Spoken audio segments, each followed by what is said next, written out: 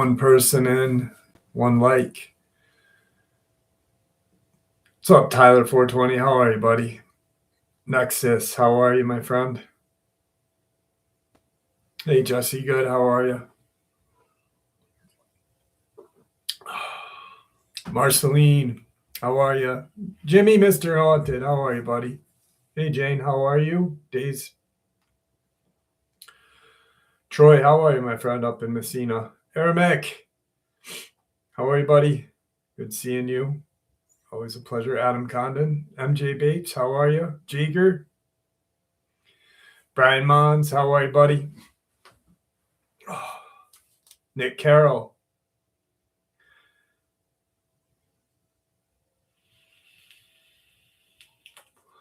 Harry Griffith, Cynthia, Motorboat Champion. What's up, buddy? Donna Harmon. What's up, Jason Hoffman? How are you, buddy? Jeb Smith.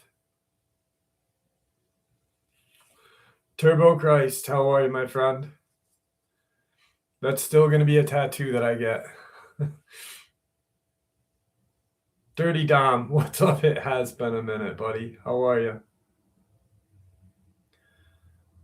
So I got some pretty good experiences tonight. I got a stack. Actually, these are old that I've had sitting here. I just haven't read them. Lizo stories tonight. I think they're going to be pretty good. I hope they are. What's up, What's up, Soldier 44? How are you, buddy? Pups, how are you?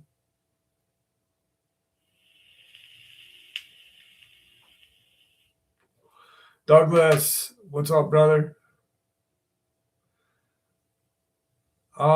Yeah, I'm just kind of out of it tonight. Not really. I'm all right though. Life's good. Life is good. I have pretty awesome news.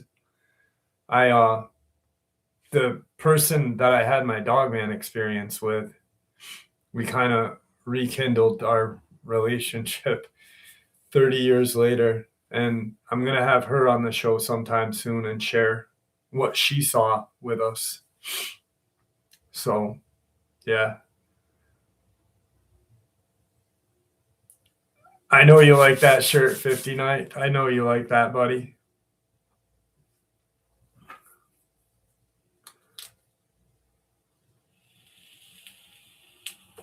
SDL, how are you? It is good news. It's pretty awesome, actually.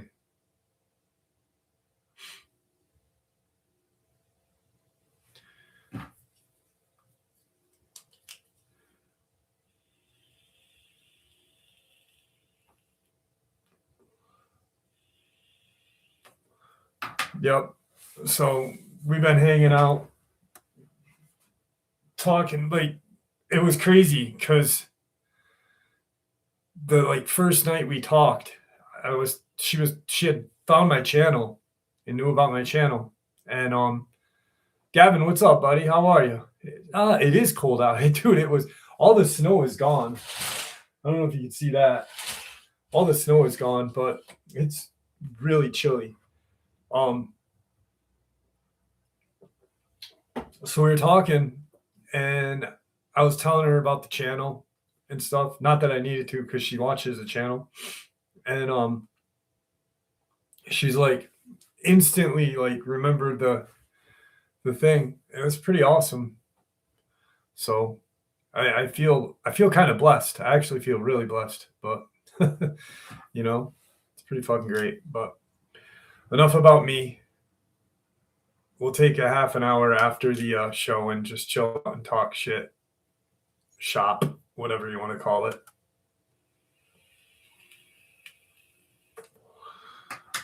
Upstate temporarily. Say it. It was cold out. Yeah, it is. Where about 59th? Jager, good man, being a member for 3 months. Wait, Jane's birthday was last Monday. I sang her a happy birthday already, but I'll do it again. Happy birthday to you. Happy birthday to you. Happy birthday, Janie. Happy birthday to you. Thank you for being the channel's godmother. and just being you. Oh, so, experiences. What a crazy week, though, huh? Crazy week. I got great Lizo stories for you guys tonight. Great Lizo stories. Oh,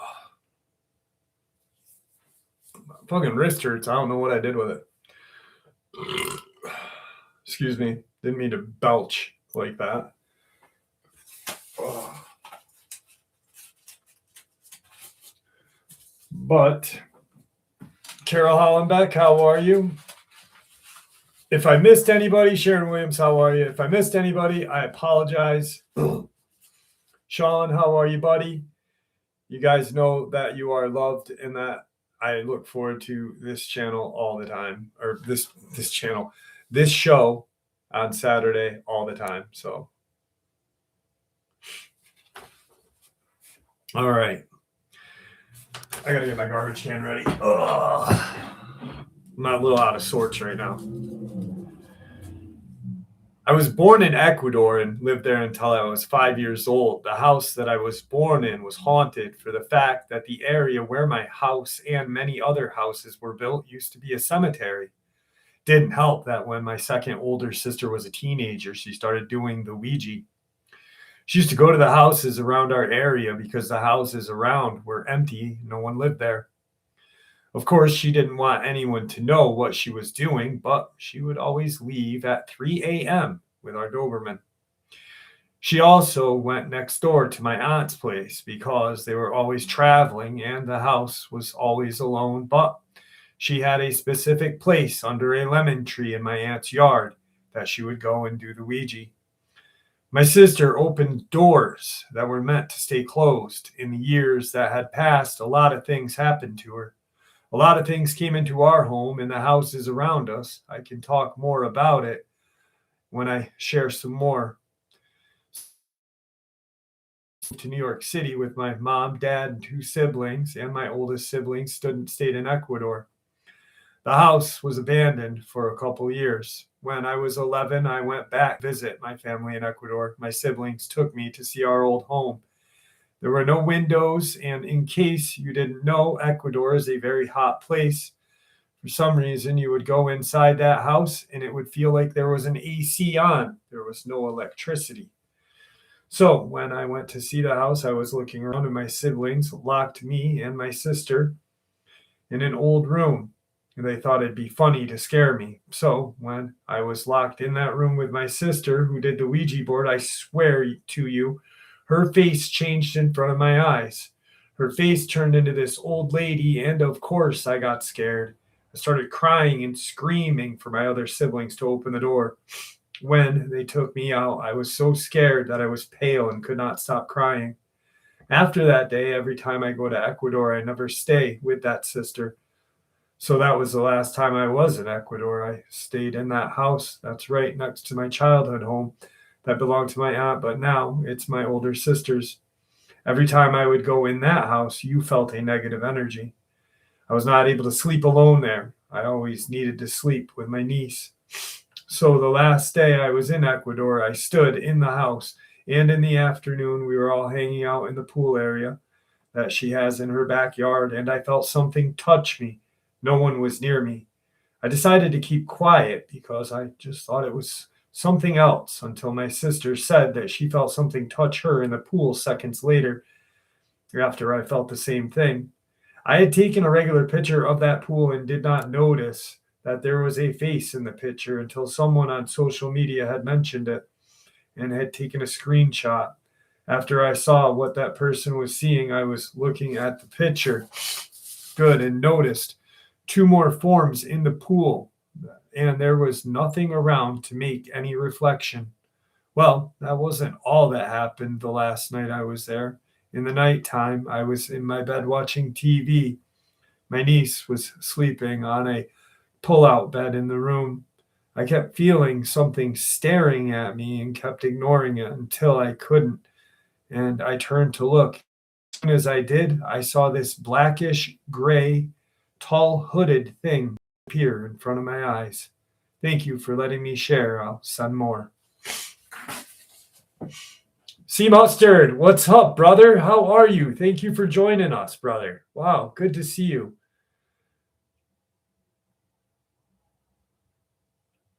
I'm glad that you're here, dude. I really am. And I really freaking thought like I commented on that comment that you posted in my channel the other day.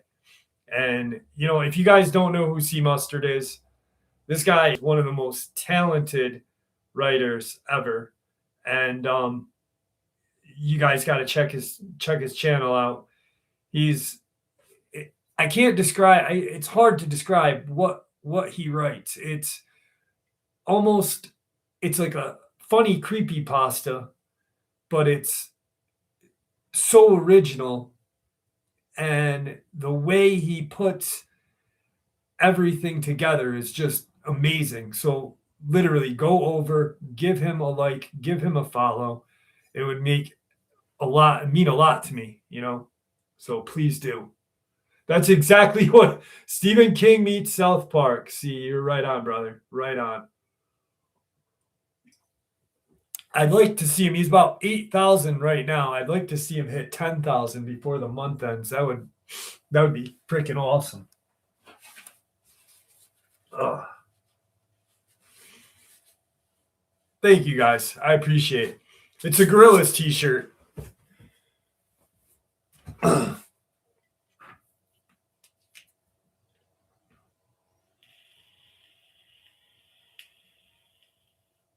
You just hit 10,000? No shit. Last time I looked, you were at 8. Dude, you are blowing shit up, man, with the shorts that you're doing. Dude, they're funny as hell. Let's get him to 15,000 by the month's end. How about that? Ugh.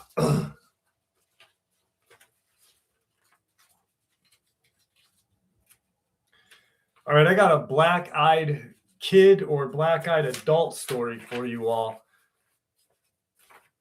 Dude, they are working for you, brother, and they're funny too. Steve-O, how are you?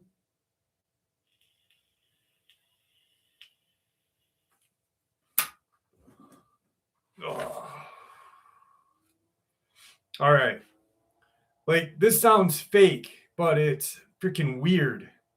There's this woman, Paula. Well, we'll call her that. She's maybe 4'10", 85 pounds originally from a country in South America.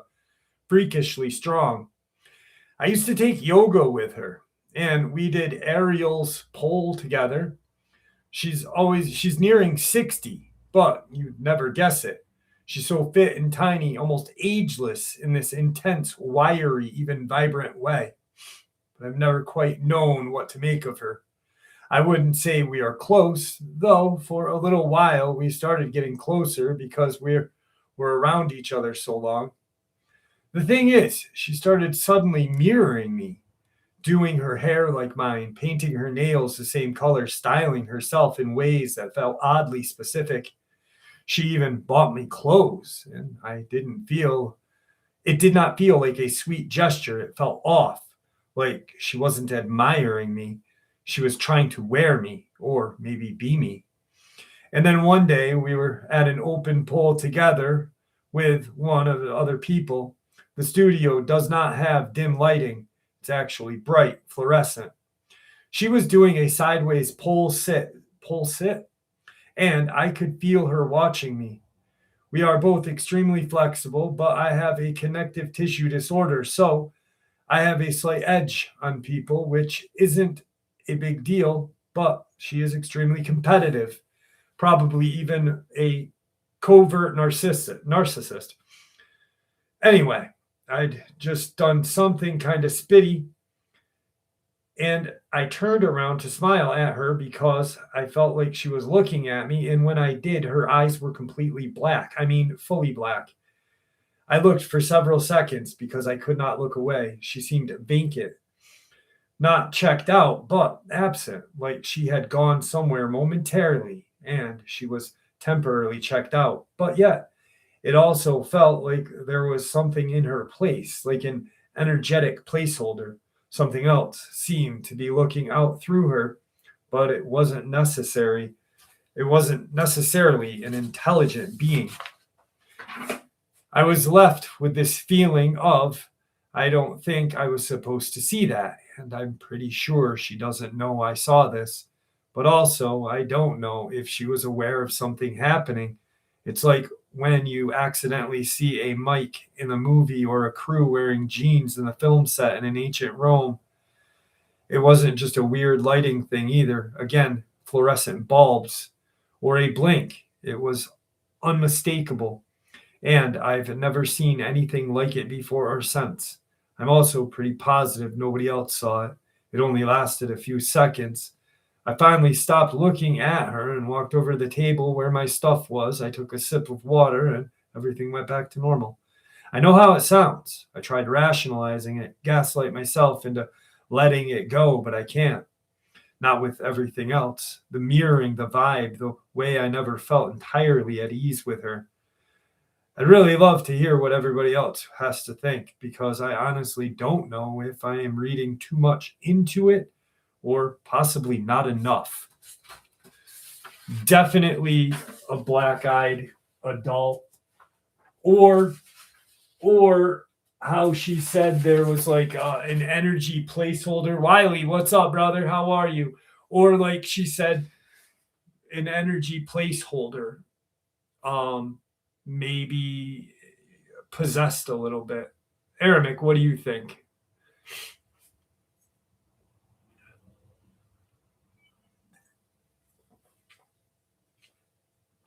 Uh, Time for a cleansing. Right on, brother. Right on. Jeff, Queensberry. Awesome. Thank you, man. Appreciate that. When it gets here, you know I will be doing an unboxing. I hope you don't mind if I use your name on the unboxing though. Okay, all right? I definitely will though. Thank you so much, dude. I appreciate you. Comfortably numb. Thank you so much. I appreciate that.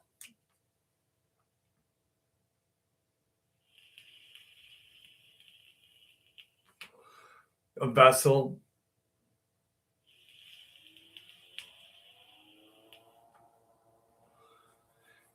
That's Aramik. You and I are on that same page, brother. I've been freaking saying it all the time. And you know, I think that one conversation you and I had made me realize a lot of things. So I have to credit you for a lot of things about like that, you know, made me realize that. So Aramik, thank you so much, dude. You are fucking awesome. Thank you.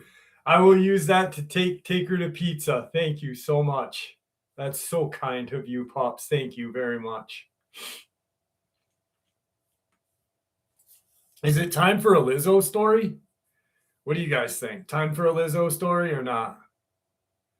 Have you seen a video of YouTube, UFO, NATO, cattle, human mutilations? No, I have not seen that. Rosie, thank you so much. How are you tonight? I haven't seen the UFO. Hang on. Wow, it's moving fast now. YouTube called UFO and NATO cattle and human mutilations. Is it a short or? Guys, you are so awesome. Thank you so much, guys. Appreciate you.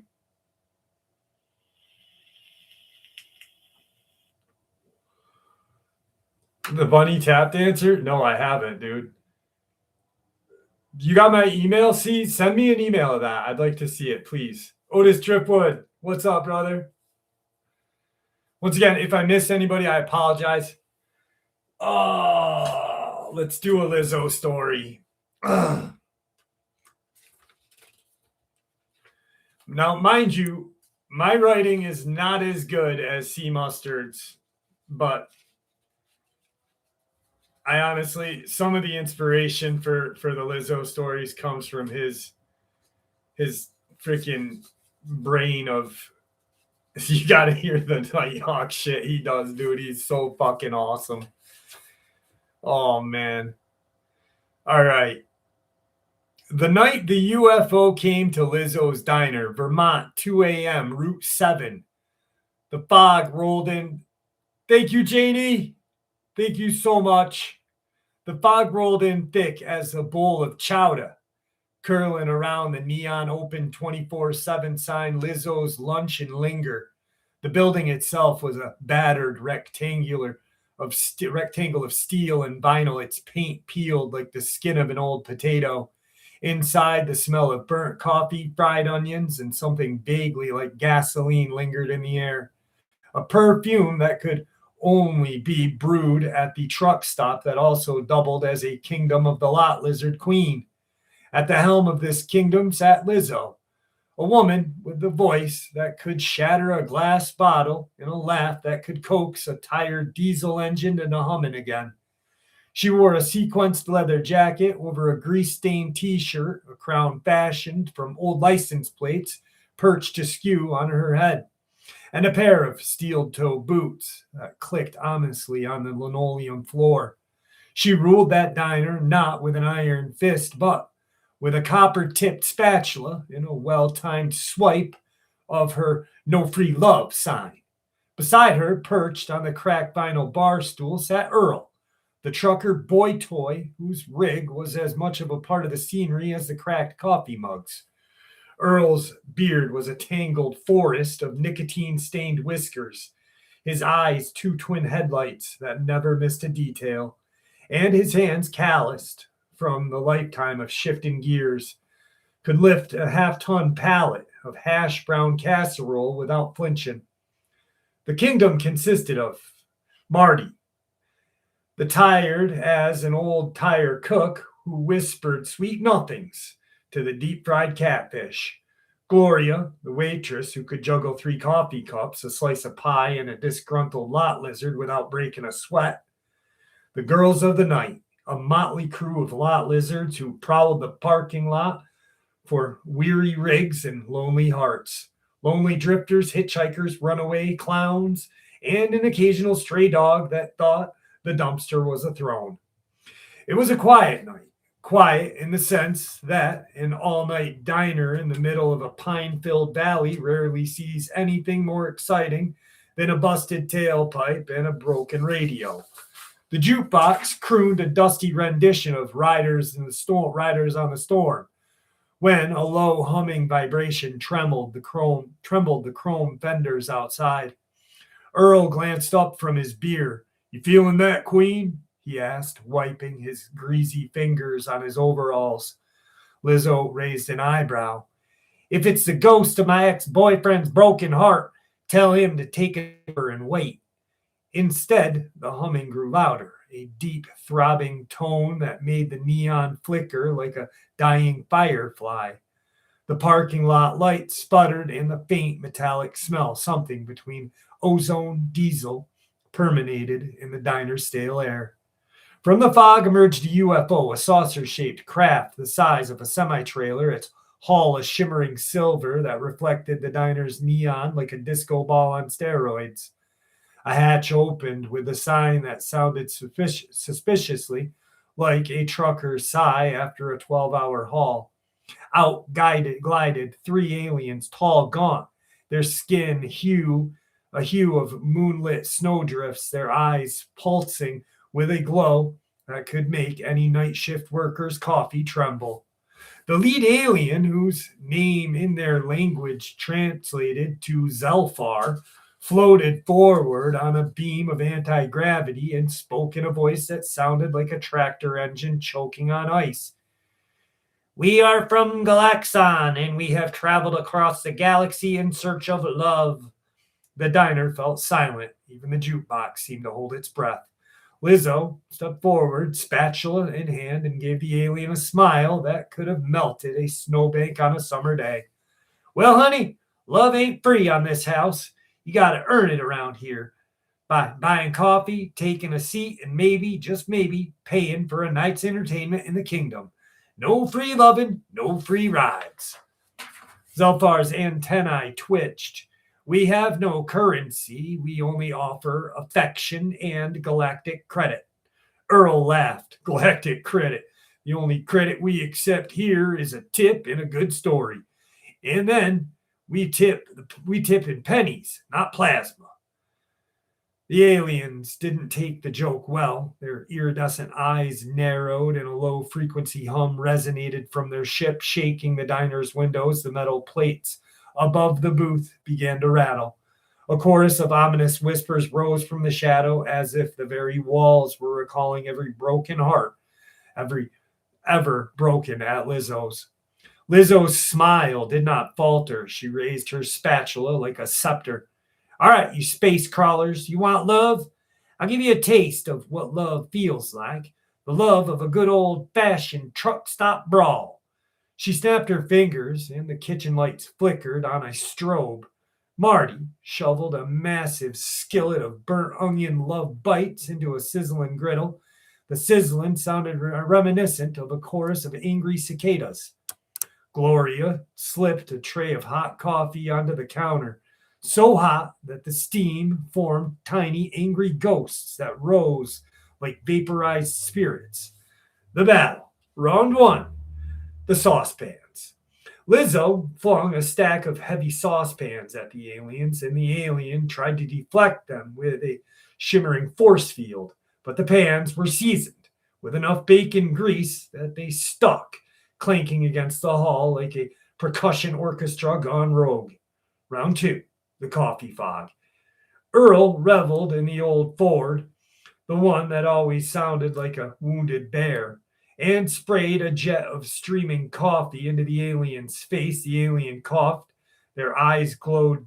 Their glowing eyes dimmed as the scalding liquid turned their antennae into an angry kettle. Round three, the Lot Lizards Legion. The girls of the night, armed with fluorescent pink stop sign wands, swarmed the alien crew. Each wave of the wand emitted a blinding flash that disoriented them, causing them to stumble into the UFO's open hatch.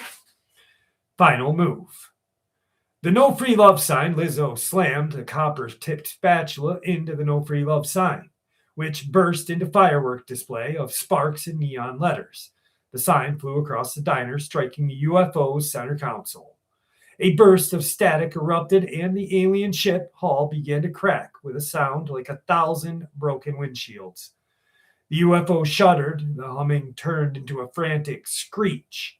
The aliens were forced to retreat, their ship now riddling in dense bruises, and a few stray saucepans lodged in its side lurched back into the fog, casting a sputtering, flickering light as it fled. In the wake of the chaos, the diner breathed a collective sigh. Herman, thank you so much, brother. Wow, thank you. Andy Davis, what's up? Sorry, guys, I messed up. I needed to say thank you. In the wake of the chaos, the diner breathed a collective sigh. The jukebox, as if relieved, cranked up Highway to Hell. And then, in everybody's surprise, a jaunty rendition of Stairway to Heaven. Lizo brushed the stray grease spot from her jacket, looked at Earl, and grinned. Looks like love's still on the menu. Price just went up a notch. Earl smirked, sliding a fresh coffee towards her. And the tip's always in cash, Queen. The girls of the night cheered, tossing their pink wands into the air, while Marty slunk back into the kitchen, muttering about extra grease for the next round. Gloria poured a fresh pot of coffee for the drifters, who clapped in bewildered applause. As the first light of dawn sliced through the fog, the neon open 24/7 sign flickered steadily and glowed brighter than ever. The kingdom of Lizo's Lunch and Linger stood triumphant, still a haven for tired truckers, lonely drifters, and the occasional lot lizard. And somewhere above the pine-covered hills, a bruised UFO floats, its hull dented, its crew nursing bruised egos and a newfound respect for the one rule that echoed across the universe. No free love, no free rides, pay up, or you'll be left in the parking lot. The end. Julie, how are you? Maggie Mayhem, I think I said hi. Davis, Sonia, how are you? Mr. Poor, how are you?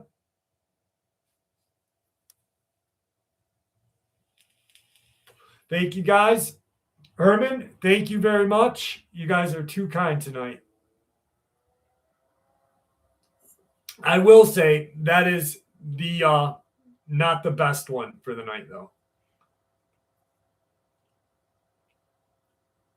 Hang on one second. I just need to get another coat.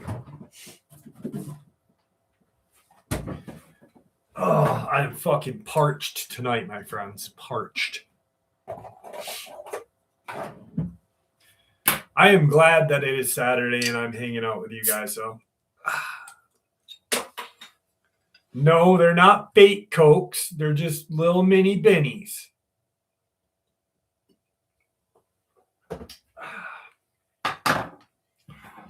They don't have any freaking Mexican Cokes at my store right now. They're all sold out. I was pissed. They had Mexican Fanta and Mexican Sprite, but I don't do anything that doesn't have caffeine in it. You know what I mean? Thank you, Aramic. Thank you very much.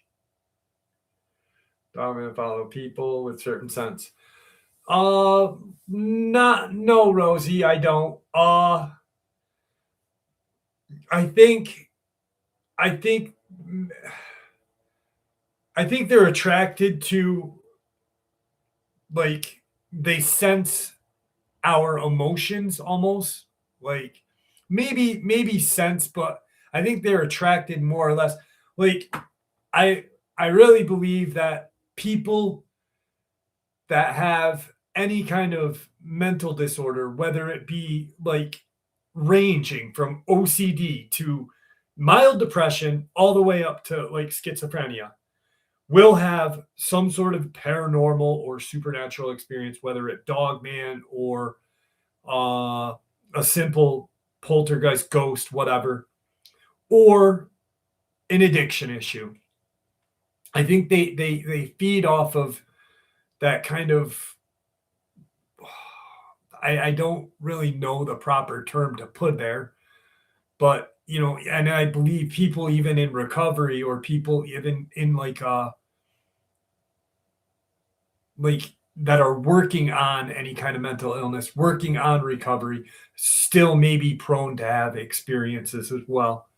The sense, yeah, I think that was just Brad. Like, I think more or less, like what it meant was like not pheromones or whatever, but like his aura. You know what I mean? Because he really, Zilla, thank you so much, buddy. Wow, good having you back. Good having you back. I hope you're doing well tonight. It's so kind to see you, and thank you very much, my friend. George, good seeing you, buddy. It's, you know, pheromones maybe, but I think they're attracted. Brad, I think they were attracted to Brad because he was an adrenaline junkie. And, you know, that in itself could be considered a mental illness, you know? Like, he just isn't happy without putting himself in danger or seeking some more whatever. So,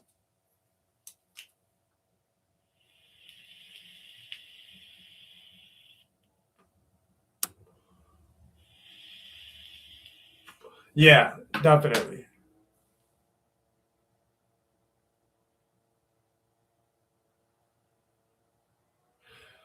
Robert Jarrett, you're all good, brother. You're all good. Whenever you get a chance to, I look forward to it.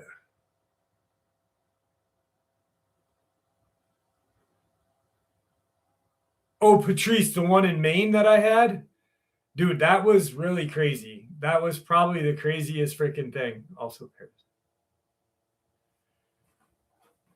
that makes you seek adrenaline. Oh, I didn't know that. I did not know that. I have to look into that. That's pretty fucking crazy. Is that true? Really, Sea Mustard? Insects, I really think that octopus or squid are some sort of like alien life form, like cuttlefish Like they're so intelligent. And if you've ever like watched, they can like get out of water. Like someone's got one in their home. That little son of a bitch will crawl out of its thing and just go like hang out outside of the water and not die. To me, that's an alien. Nikola Tesla, what's up, buddy?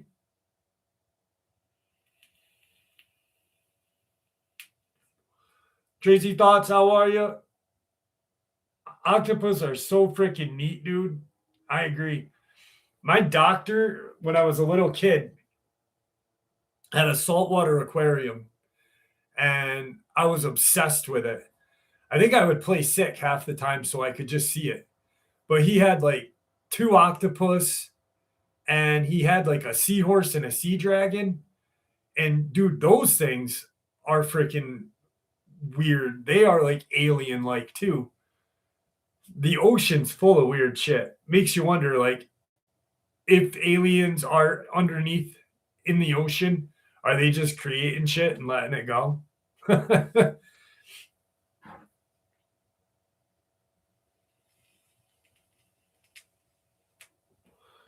What is it?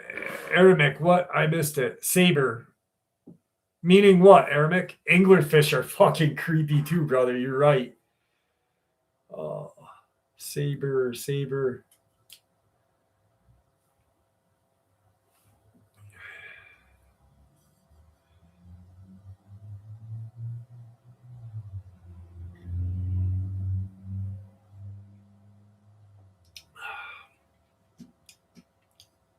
I will look up saber unless you're gonna tell me. I'm waiting, brother. Goblin sharks are nasty. Isabel was synthetic astrobiological extraterrestrial race. Oh shit. Pen. Hang on 1 second. Zilla, once again, thank you, brother. I appreciate you. And it's good having you here tonight. Synthetic astrobiological extraterrestrial races. Dude, thank you, Arabic. You are so full of information. I was waiting for someone to take it.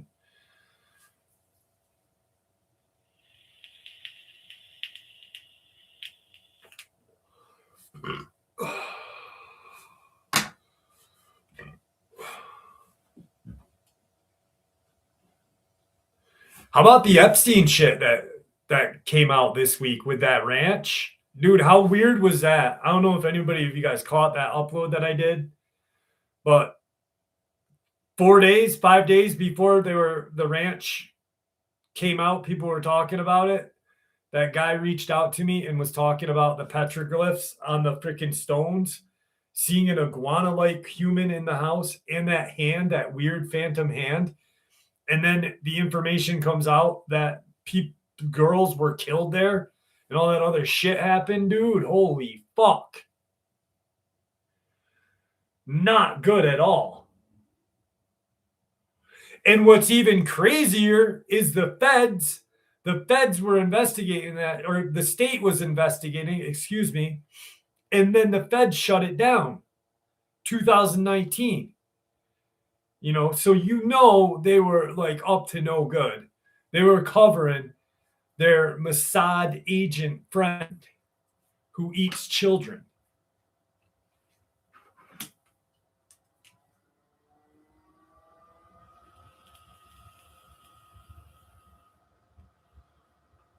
What's up, Key West? How are you? Arabic!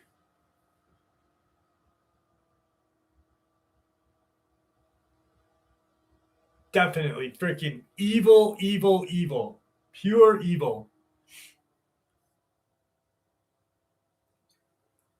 Randy Man, how are you? Dude, Hillary wore something, brother. I think during her deposition, did you see I know you guys saw it. Her face was so smug. She looked evil, like pure evil, but it's changed. If you go back in time and you look at when she was a lawyer or pre whatever, she really like her face has like just definitely changed. She is not, I don't know. She's definitely evil. Something is going on. I don't know. I don't think Bill is a reptilian, but I think she is. And I think he is scared of her because you see how he stuck up for her. Y'all better put my wife on the deposition. And then he looks at those papers and he's like, give me that back. All excited about that crap. He's a weird mother. Jeez, a crow. The Jim Carrey thing, that was a joke. That was a joke that was done. I thought it was creepy as hell when I first saw it, but definitely a joke. Yeah, Zorro Ranch, SDL. I didn't upload it. Dude reached out to me, a guy named Tony, who is friends with Robert Jr., the father and son that live in Silver City. He reached out to me and he's like, dude, check this out. Look at this. And I'm like, what the fuck, dude? Holy shit. So it was crazy. Darrell Williams, what's up? Amanda, how are you?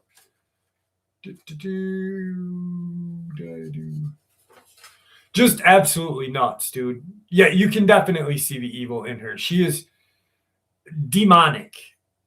And like I said, with Bill, she's not fucking aging. She's not aging. You know, like, that's weird. You can see the age in Bill. You can see just the tiredness. She's just fucking mean and spiteful and reptilian cold. That blood that runs through her is ice cold. Like a fucking snake. She's definitely doing the adrenochrome. She's taking it any way she can. She's like, oh God, she's a nasty person. I know firsthand encounters of what people want, but I've been holding on to this experience for a while. I thought I'd share it with you guys. 20 years ago, I was working in a small rural community called Cedar by the Sea on Vancouver Island. Back then, it was sort of not really a town, more like a collection of homes and a few businesses, mostly acreage, sheep farms, trailer park, a pub, and a general store. Everything was pretty spread out, but not too far from the highway or other towns. Definitely rural, though. No streetlights or anything. Lots of wooded areas and lots of sheep farms. One day I came to work and my coworker told me a story. The night before, she had planned to meet a friend to attend a party together. They both lived on a rural property and arranged to meet at the end of the road where we worked after her shift. As her friend was walking to this meeting point at around 9 p.m., she had heard a large animal walking beside her on the other side of the barbed wire fence, where there are normally sheep grazing. The thing I remember that was really creepy was this mysterious creature was keeping pace with her. If she sped up, the animal sped up. If she stopped, it stopped, etc. She could not see what it was, but she started to get freaked out. So when she saw her friend's truck, she took off running to get to it. The creature took off running as well and continued to keep pace alongside of her. She reached the truck and her friend swung the door open so she could jump inside. Now, this creature ripped the front bumper of the truck off and then disappeared. No one saw what it was. In the area during that time, only large predators in that area would have been cougar or black bear. Wolves are very possibly unlikely. Excuse me. They were all shot off and killed from the island. Although I guess there could have been a rogue one. Grizzlies are very rare on the island and haven't been documented for a while. Coyote do not live there either. It would have been very unusual for a cougar to act like that. They are usually silent ambush predators, and I've never heard of them damaging or attacking a vehicle. I have heard of black bear damaging vehicles to try and get to food or something that smells good. So I guess that's most likely explanation, although it is strange for a black bear. Predatory black bear attacks in general are also pretty unusual. There have been a lot of Sasquatch sightings on the island, and First Nation here have wild men or wild women stories, but to my knowledge, no dogmen. A lot of stories I have heard about dogmen include the part of keeping pace with them. This seems very consistent with dogmen reports. Yeah, I haven't really heard about any other wild predators doing this. Usually they'll just attack when they can, overtake you if they've made up their mind to attack. Anyway, I never saw the car or stayed in touch with that coworker. I do recall her being pretty chill, straightforward, not the kind of person to make up stories or seek attention. It's just stuck with me for a long time, and I thought I'd share it with you guys. Thank you. Bigfoot has kept pace with people. I do know that Bigfoot has been known to do that as well, though. So, it's I don't know. I don't know. It could be a dog man. It could have been a Bigfoot. I'm not going to speculate on which. So,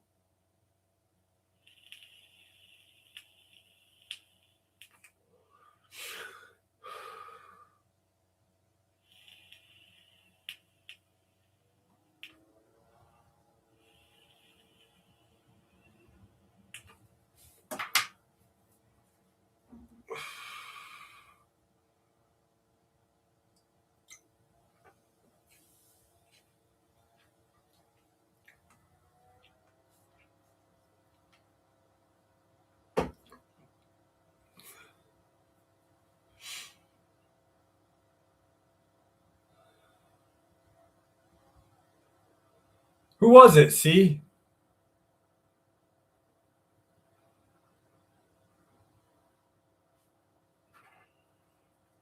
Shit up where you live is pretty pricey, too. I know that's for a fact.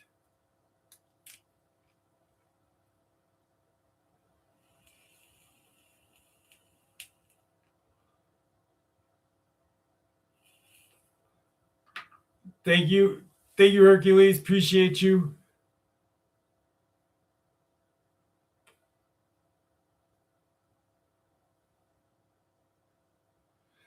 Yes, sir. I saw it.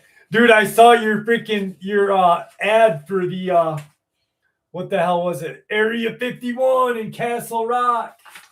That was great, dude. He did not want to be on camera. All right. I got some long stories tonight, so we'll do some long ones. Like I said, these are stories I've been sitting on. Usually my eyes hurt. My eyes hurt tonight, but I'm gonna fucking pull through it anyway. Dude was awesome though. He's like mer mer.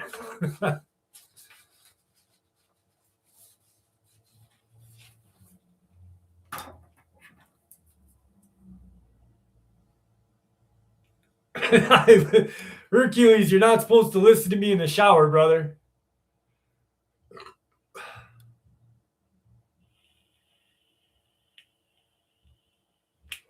Outside in, how are you, buddy? When I was 5, my sister was 7, my parents got divorced, and my mom took us to stay with my grandparents. The first night we slept over, I could not fall asleep. I was still trying to process my parents splitting up. I watched the bedroom door creak open and a tall black figure float in. It stopped at the foot of the bed, turned to look at me, and I noticed that it had red glowing eyes. I fainted from fear and woke up, and the next morning, too afraid to say anything to the family. More random things would continue to happen, like watching glowing eyes run past the door at night. When we finally got our own place and moved out, I remember my sister and I packing and playing on the boxes. Then her face went pale and she was not laughing or playing anymore. Refused to talk. When we moved out, we went to a big house. My sister and I were about 7. She was about 9. My sister and I had identical rooms upstairs. Weird shit happened shortly after moving there as well. We would hear something slapping the radiator in the hallway at night and would come home from school and find our toys rearranged, lined up and facing the door, waiting for us to walk in. One morning, I woke up with my arm burning, only for me to look at the floor and see all of my toys lined up and facing me. I looked at my arm and found needles sticking out of it. I ran to my mom and she helped me remove it, as she told me my experience as well. as she told, oh, excuse me, as she told me her experiences as well. She said her room is always cold enough to see her breath during the summer. She went on to tell me about a stain in the hallway. Since we moved in, I remember always being almost mold stain about as tall as her, 6 foot. And she would scrub it constantly, but it always came back. She said she made, I can't read. She said she had a maintenance man come and check for leaks on the roof or water damage, but found nothing. There was no cause of the stain. It was in the shape of a person only on the wallpaper. The wood behind the wallpaper, perfectly fine. And that the bathroom door would fly open when she was going to the bathroom. A few months go by, and I go to take a shower in the upstairs bathroom, lock the door, but midway through my shower, I hear the doorknob rattle violently. I yell that I will be out shortly, but it does not stop until I reach and open it. When I opened it, I saw what looked like a humanish figure crouched in the hallway with a face that looked sewn together from different skins. Its sharp teeth hung out of its mouth. As it opened slightly when it saw me, I slammed the door after realizing that it had red eyes. Just like before at my grandparents', I screamed for my sister.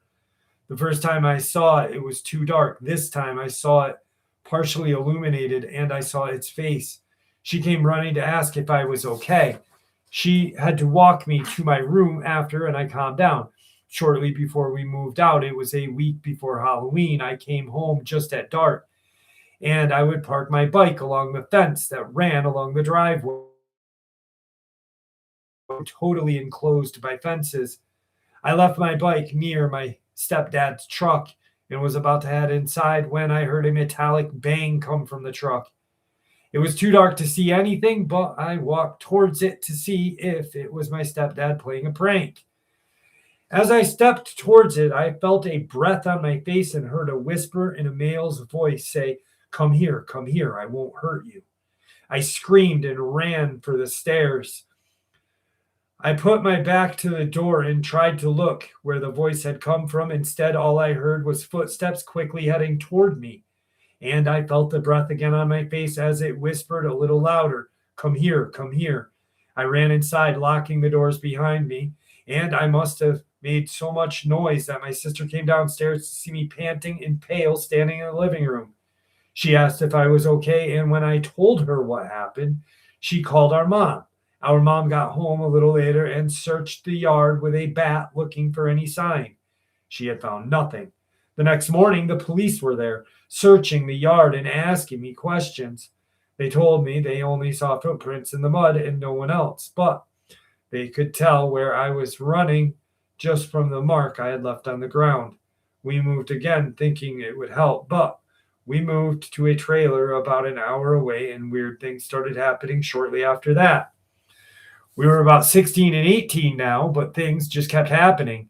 We would see shadows run through the kitchen, duck down behind chairs. My sister was on a Zoom call with her girlfriend when the girlfriend told my sister, "Don't turn around."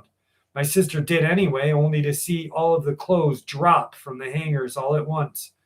The girlfriend said she saw the clothes swinging and told her not to turn around just before they fell. My sister moved out because of this, and my best friend moved in. Just before she left, we talked in the kitchen about all the weird shit that happened. I told her about the first time I saw the red eyes at our grandparents'. She turned pale. She then told me what happened the day we moved out of our grandparents'. Turns out, while we were playing on the boxes, she looked at the doorway and saw a black mass walk past that had spikes coming from its back and a red glow on its face. She fucking saw him too. I was dumbfounded. We never told each other because we both thought we were crazy, but we both did the same thing. But she saw it in the daylight.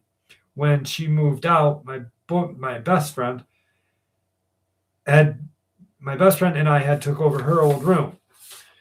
My best friend told me the first time she had suffered sleep paralysis. She saw a skeleton-like woman holding her down while being nose to nose. She squealed out, "Help me," but was not able to wake me up. Odd things kept happening, but when I got pregnant, my daughter, it slowed down. until she was born. She was nearly a year old when I placed her on the floor in the living room to go pee. When I got back, she was chewing on something. When I got it out of her mouth, I realized it was a hospital band. I have no idea where she got it, as she was still in the same place I had left her, and I know it was not there before I walked away.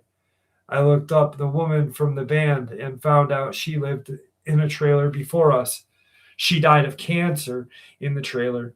I wonder if this is why my best friend was being held down. Before we finally moved out, my best friend and I listened one night as footsteps went up and down the hallway of our rooms. It would walk to our door, scratch a few times, then walk back. It did this for 2 hours straight. We live in a new trailer now, and I have two kids. About a year moving into our new trailer, I woke up one night in a cold sweat.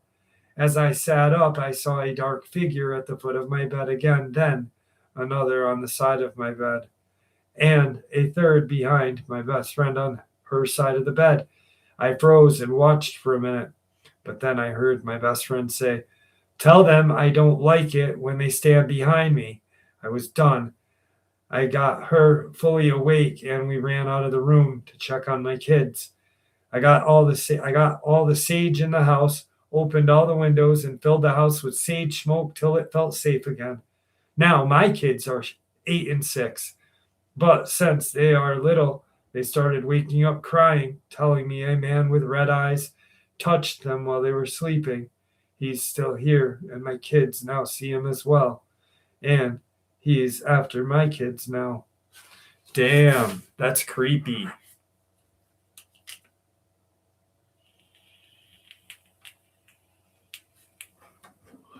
Not fucking cool.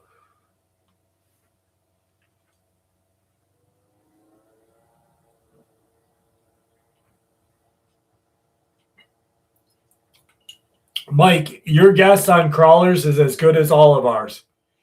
No one really knows.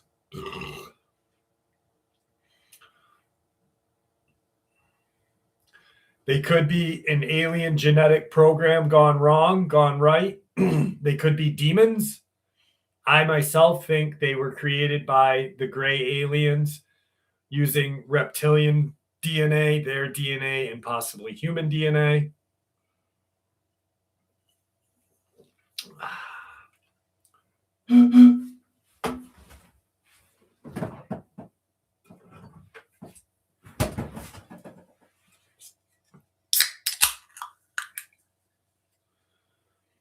I hope you will get more frequent, dude, because I love your stuff.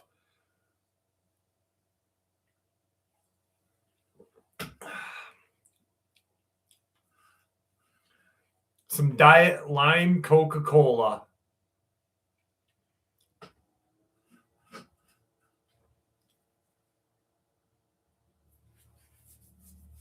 Maria, how are you?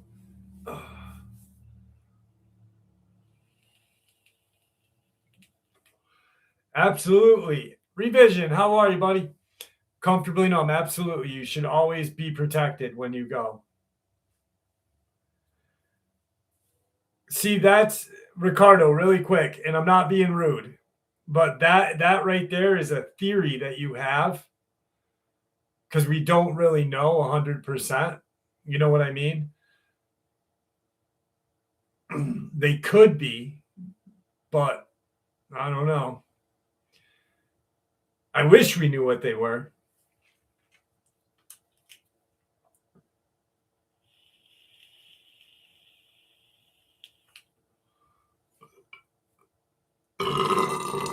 That is so fucking gross. Aramic, say excuse me, buddy.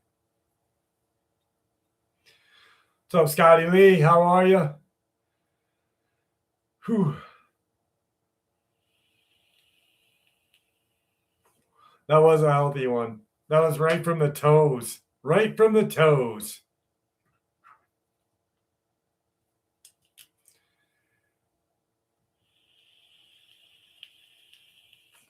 Louder.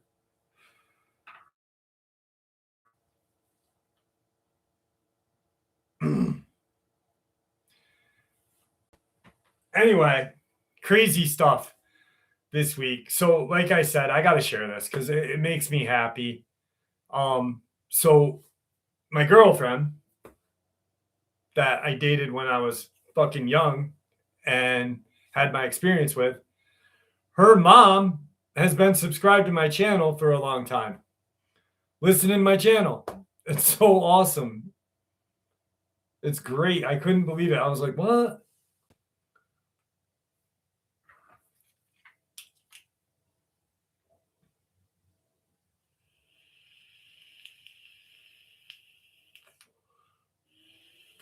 It's so weird. It's weird.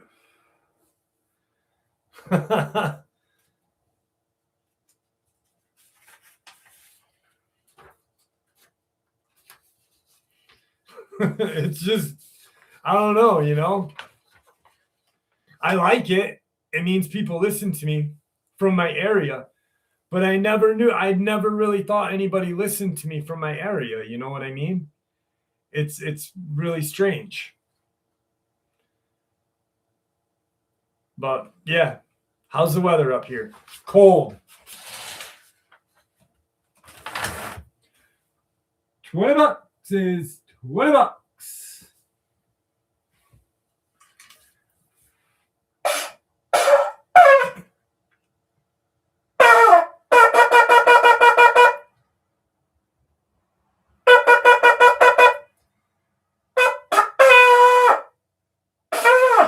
Gotta tune this thing. Trying to think of a good song.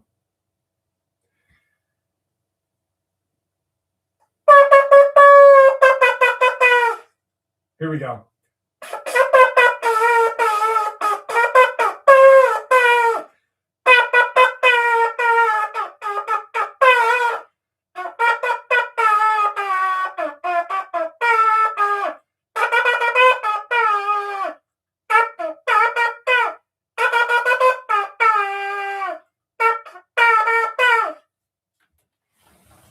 That's who we're missing. We're missing DB Mac.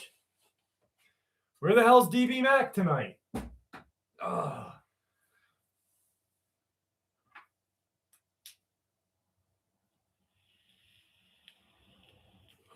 I was trying to play, I'll be honest, I was trying to play Highway to Hell because I mentioned it in Lizo's story, but then I couldn't get the piping right.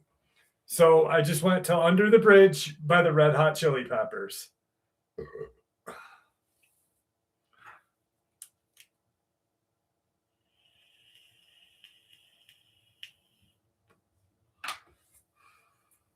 Where is DB Mac? Has anyone seen him?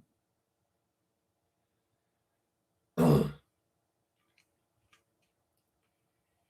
did a little mix, just a little mix. Thank you, Andy Davis.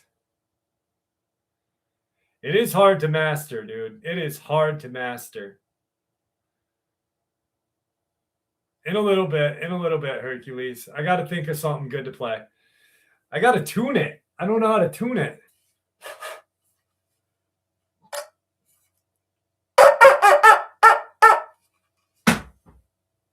We'll tune it.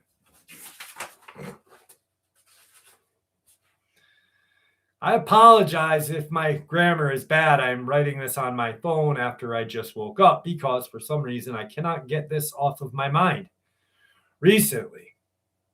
Anyway, when I was a little younger, I loved going on walks in the woods. I would go on walks just about every morning, and I never cared much about worrying about what was out there. I just strolled through the woods behind my house, and they seemed to go on forever. One day, I walked further than I ever had. I just wanted some more exercise. I was restless that day, and I felt like I had enough energy to keep going and just enjoyed the beautiful view on the woods. After I was past a certain point, I came to a clearing with a big rotted log in the center of it. It was beautiful. It was clean, like the forest floor had been vacuumed, almost like a carpet, and the sun had shined through the treetops perfectly. I had wanted just to sit down and enjoy the gorgeous view in front of me, so I decided to sit down on this rotted log and take it all in. Everything felt so warm and homey, but for some reason sharp and sinister at the same time. Or maybe that's just how I'm choosing to remember it, so I never went back there. Anyway, there were birds, the sounds of the wind, the face of joy sank, the sun covered by clouds, and it was so weird. There were no more sounds at all. I can't even describe it. I've never felt anything like it before. I just sat there with this feeling I couldn't shake. Like there is no happiness in the world at all. And I was scared of something that I hadn't seen yet. And then, far away on a hill, even deeper in the forest, I heard a branch snap, and it felt like whatever it was acknowledged that I knew it was there and that it knew I was where I was not supposed to be, like I had wandered into its territory. And then, after this cold, slow moment, I heard whatever it was bolt down the hill violently, like no animal or human could ever achieve. And then I saw it for the first time.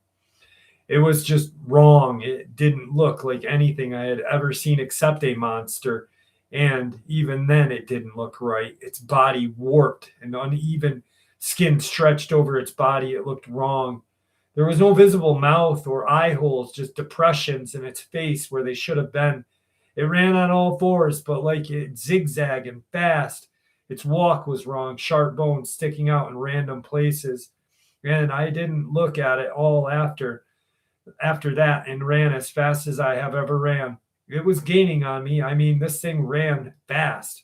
And remember, I was a kid. I couldn't hear anything in the world other than the leaves behind me crunching and my heartbeat. Finally got to the road that led to my house as a car drove, and I saw it crawl back up into the woods in its weird zigzagging, unpredictable pattern. My eyes couldn't stop staring at the tree line as I stayed on the opposite side of the road from where it was and ran home until my legs were spasming. I am not that great at telling stories, and I don't know why it left me alone, but I'm still just as scared of it as today, that I have never gone for a walk alone in the woods. The worst part is, I don't even know what it was. I don't know if it was a skinwalker, which no, or a crawler, or what you'd call it. I don't know. I didn't know if it was hunting me, and I have just gotten lucky so far. I promise this was a real experience, and after this experience with this traumatizing creature, I have been completely invested into hearing and looking at these experiences. I understand the feeling that no one will believe you because of how batshit crazy you may sound. Anyway, thank you. Definitely a crawler. Definitely a crawler. Bye, pups. Have a good night. Thank you.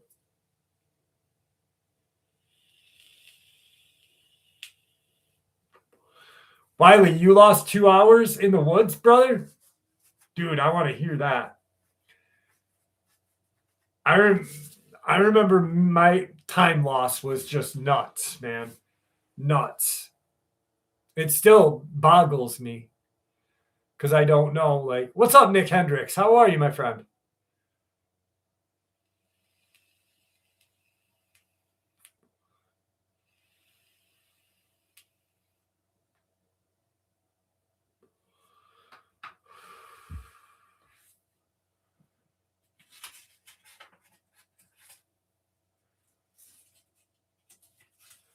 You're not late, brother. You're here. You're here. Dark City. No, I've never heard of Dark City. 59th. Have you heard of Dark City?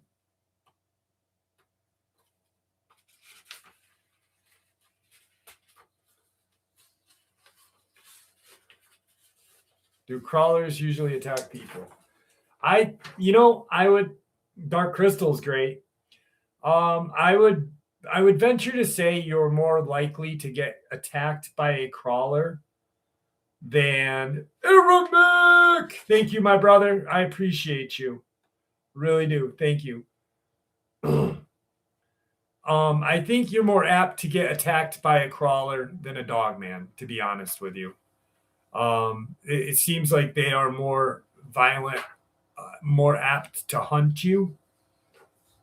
Just my own opinion. On a rainy day in Arizona, I was driving past a deep woodland area to visit my dad. While driving past, I noticed an impossibly tall figure, all black, dancing like a gesture from a kid's show. Left to right, right to left, right to left, left to right. Creeped out, I decided to speed up down the road until I took a sharp left onto a dirt road that led to two cabins where my dad lived. The following night, me and my dad were drinking sports when the power went out. Being out in the woods, my dad just assumed it was a bad signal, so we decided to go and have a long chat out back. 20 minutes after talking, we heard a faint laugh coming from behind the second cabin. As we went to check it out, I saw the same figure I saw driving past in the woods. I whispered to my dad that is what I had seen earlier following me. After a few seconds, started seeing this figure crawling on all fours, incredibly fast pace, circling us. After it had done 2 laps around us, we dashed to my car and sped off in the night, unsure of what that thing was. At around 8 in the morning, we decided to go back and get some shut-eye, considering how we had been up all night, trying to guess what this thing was. When we arrived, there were police cars and ambulances surrounding the neighbor's cabin. When my dad asked what had happened, the officer he was talking to explained how there were reports of an impossibly tall figure dancing outside the door of the second cabin and to get him off the property, only to arrive to a bloody scene and a tall, shadowy figure eating the remains of an entombed victim who called. When I asked if they knew what the thing was, the officer said he jumped out of the window and crawled off into the woods. To this day, we still have no idea what that creature was, and my dad and I now live in Bedfordshire in England, because we never felt safe back in Arizona again. No matter where we would go, we would feel like something was off. My mom told me that she was going to Arizona possibly to move to that cabin that we still owned after they got divorced. To this day, we have no idea what the thing was. I have had sleep paralysis since then and had that same creature on top of me at night. Thank you. Ow, fuck.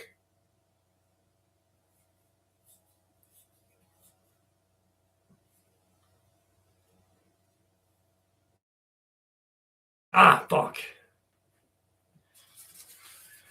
Oh.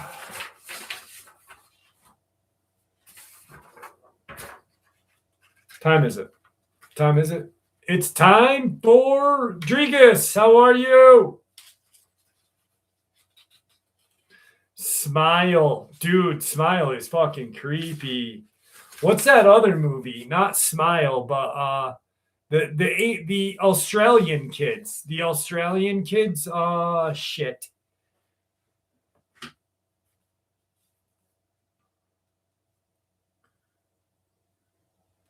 Creepy Australian movie with the hand. The Australia horror. Talk to me. Talk to me. That is creepy.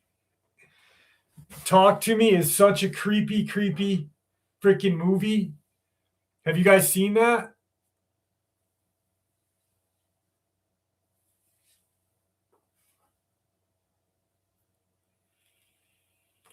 Thank you, 59th.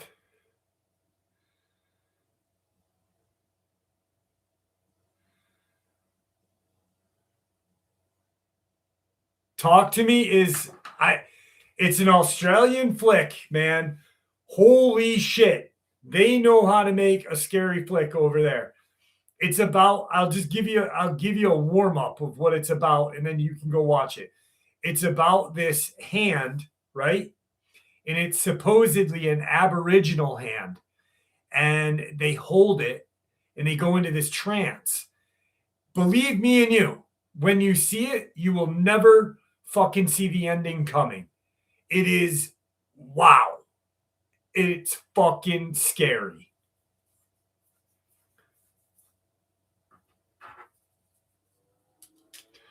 John Sumner, how are you?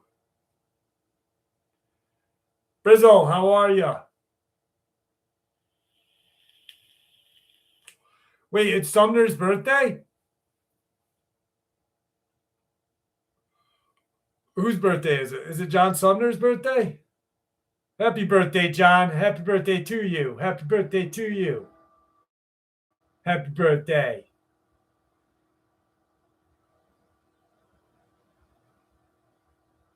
Happy birthday, Marcelly. Happy birthday to you. Lukewarm. Jesus Christ. That's fucking great, Aaron making the dad joke. Lizzo stories are doing wonderful, my friend. And we got one coming right now. Lizo, Lizo, Lizo. The desert night had a way of swallowing sound. The wind hissed across the flat, cracked earth outside the lone neon sign that blinked Lizzo's last stop, diner and roadside resort. Inside, the hum of a busted refrigerator, the clatter of plates, and the low thrum of a 24-hour country ballad blended into a comforting static that truckers swore could keep the devil at bay. Lizo, the queen of the lot lizards, had prowled the shadowed parking rows, ruled the place with a glittering iron fist. Her hair was dyed a flaming pink that caught the fluorescent lights and turned into a halo of broken glass. She wore a sequenced jumpsuit stitched with pockets for spare cash and tips of the night. The kitchen staff, old Jethro, who could fry a steak faster than a jackrabbit could blink, sweet-tempered Marla, whose pies were the only thing anyone trusted on the highway, obeyed her. Attendants, two lanky boys named Pete and Vinny, wove through the parking lots like sentries, keeping the trucks in line and the girls of the night, the lot lizards, or the lotto ladies, as they called themselves, ready for any trucker whose headlights dared to flicker on the horizon. And then there was Earl Boom Boom McFaddy, a burly 6'2" trucker with a beard that had its own zip code, and the only man Lizzo ever called her queen without an eye roll. Their romance was legendary, as the rumors about the hauntings of the old water tower behind the diner. Earl's truck, the Black Stallion, was a monster of chrome and diesel, and his laugh, deep booming and always a little too loud for the quiet corners of the desert, could make a rattlesnake snicker. It was a night that began like any other. A storm brewed far off in the horizon. The low clouds gathered over the sand dunes like a quilt of ash. The doors jingled as a couple of weary drifters stumbled in looking for a hot cup of joe and a place to hide from the wind.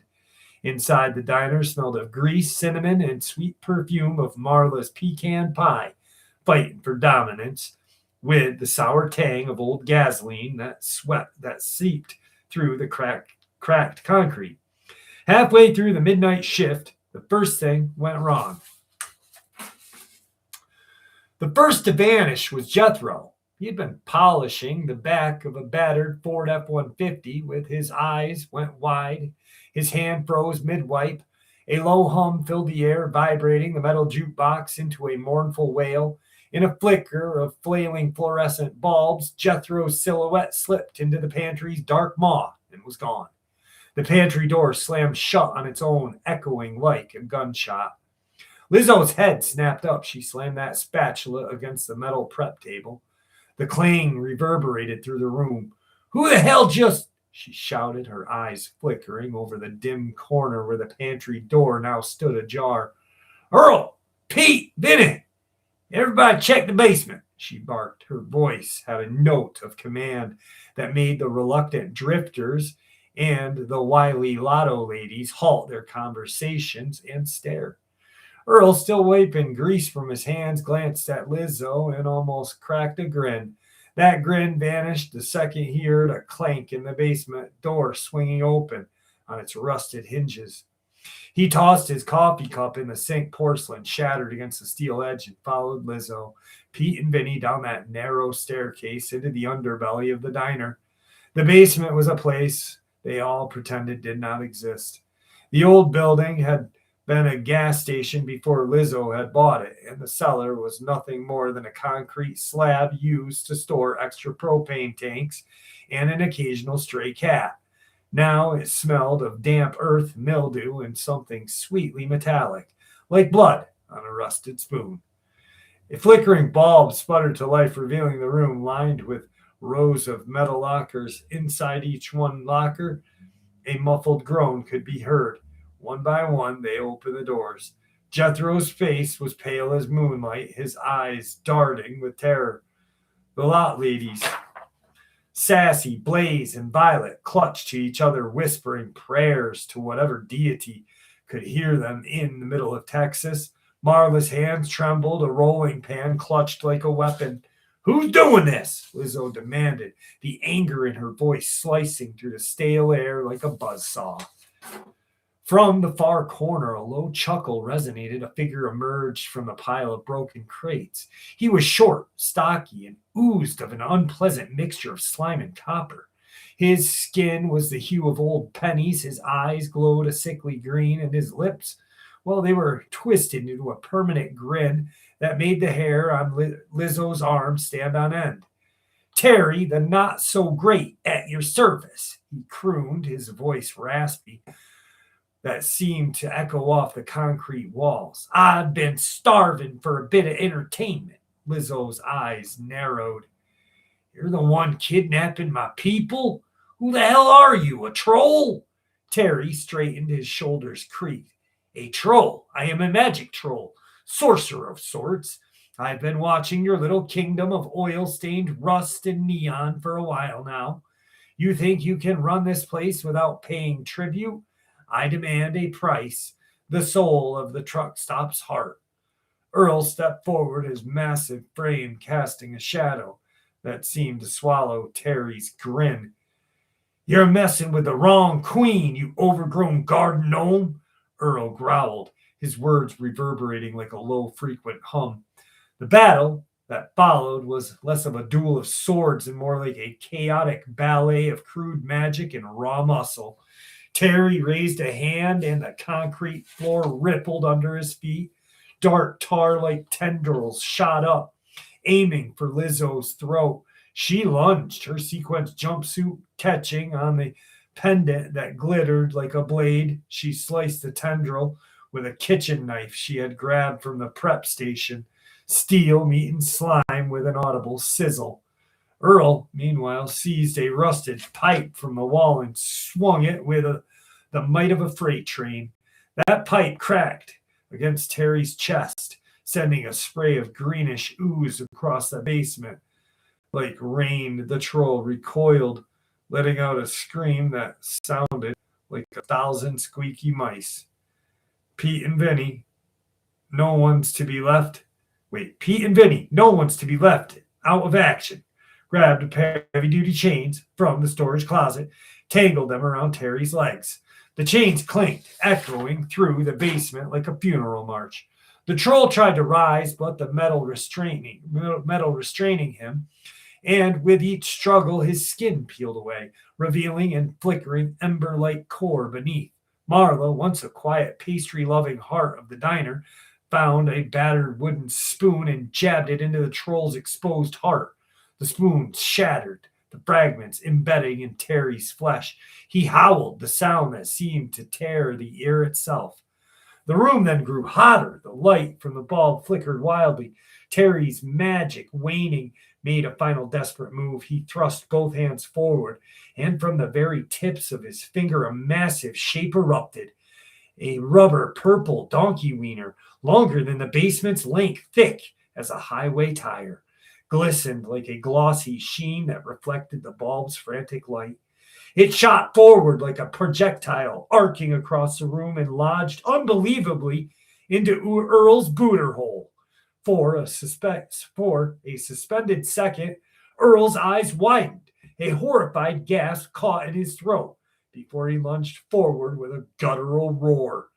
Lizzo, seeing her boy toy in agony, grabbed a rusted metal griddle off the kitchen, and one she had been using as a makeshift shield, swung it with all the fury like a storm-tossed lizard. crashing the rubber beast into a cascade of steel. That purple mass splintered into 1,000 pieces, each fragment emitting a faint squeaky whine as it fell out of Earl's booter. Terry's eyes went dim, the green glow faded from his skin, his body collapsed into a heap of sludge and discarded magical residue. The basement shook with the enchantments that had been bound. The captive patrons snapped, releasing a wave of fresh air that flung the locker doors open. One by one, the trapped began to stumble out. Jethro clutching his head, the lot lizards trembling but alive, Maria wiping tears from her cheeks. The air was thick with the scent, and Earl's lingering embarrassment. Lizo stood over the puddle of Terry's remains, her breath ragged, her sequined jumpsuit now speckled with slime and sweat. She turned to Earl, who was still on his knees, a mixture of pain and pride etched on his face. "You're ridiculous piece of work," Lizo said, a smile tugging at the corner of her eye, or at her mouth and eyes, despite the chaos. Earl stared up, his eyes bright with stubborn defiance. "I told you I'd kill a troll for you, Queen. I told you I'd kill it." He managed a half laugh. The sound echoed off the concrete as it faded into the night's howling wind. The storm outside finally broke, the rain slamming onto the tin roof and sheets. Lightning lit the sky, cast jagged shadows across the diner's cracked windows. The neon sign continued to emit a flickering light, now reflecting off puddles that formed on the floor of the diner. The patrons gathered around the kitchen table, a battered metal slab that had been seen more nights than any would count. Lizo poured a cup of coffee. The mugs clinked together in the toast of her survival. She raised her mug, eyes glinting with fierce and wild light. "To the lot lizards, the drifters, the truckers, and the queen of the road. May we never be found again by a magic troll named Terry the Not So Great," she began, then paused, looking at Earl.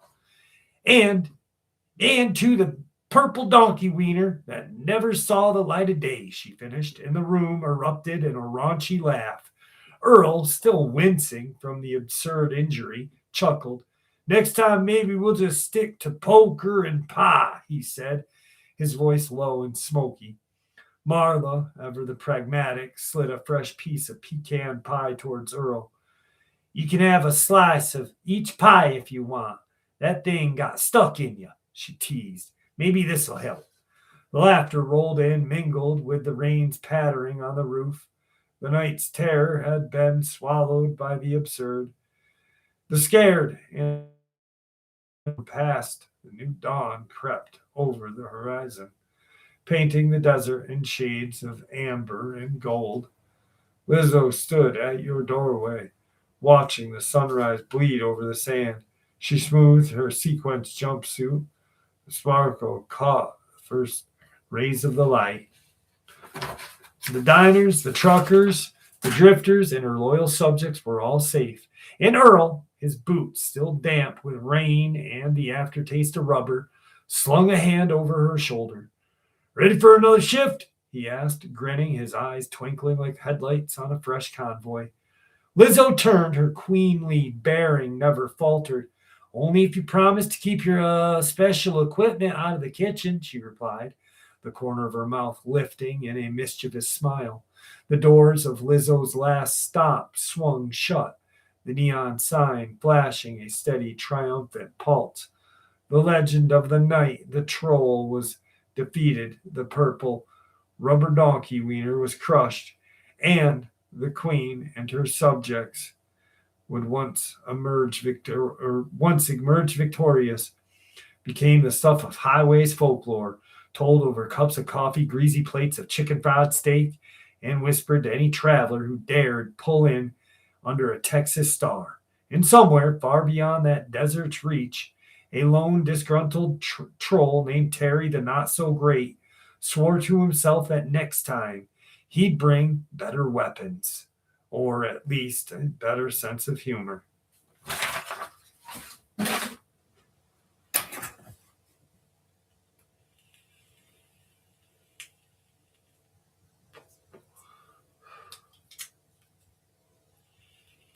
Damage, how are you?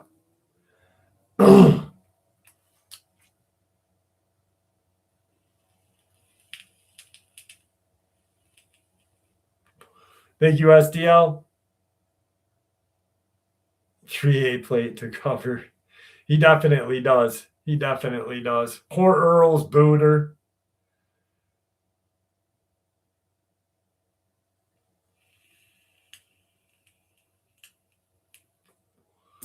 Poor Earl in that booter hole. Later, Randy man. Have a good night, buddy. Thank you for tuning in. What's up, Zach Teams?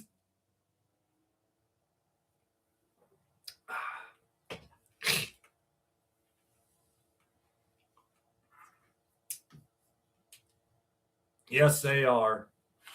Rockin' steady. What's up, buddy? How are you? Paul Carlisle. Buddy.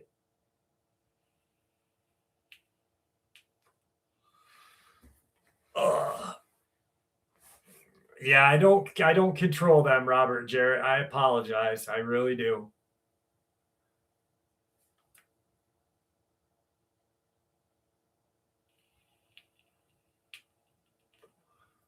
Glad that you're here, buddy. Paul Carlisle's been here before, Andy Davis, a couple times.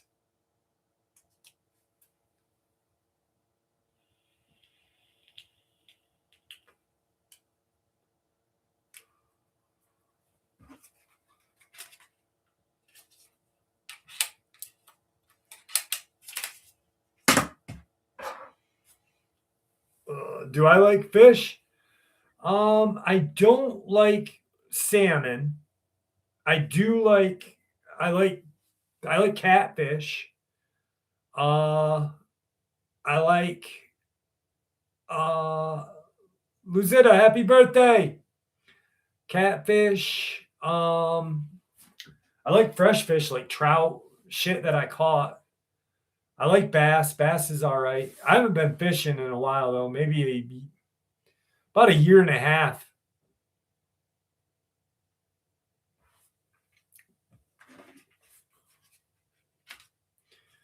Yeah, I fish. Perch was my first fish I ever caught. I actually my first like real fishing trip I ever went on was up where Tom Mezek disappeared in Brant Lake. I never had no rockfish. I might be going fishing with my girlfriend and her kids, her sons in a maybe next week or a week from now. I don't know. Soon when it gets a little warmer.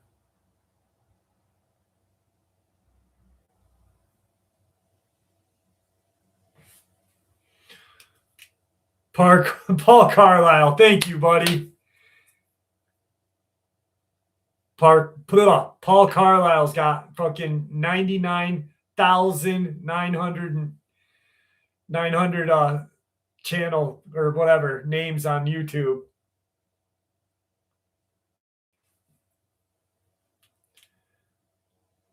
What is rockfish? What is rockfish like a sunny? I've never eaten no sunnies.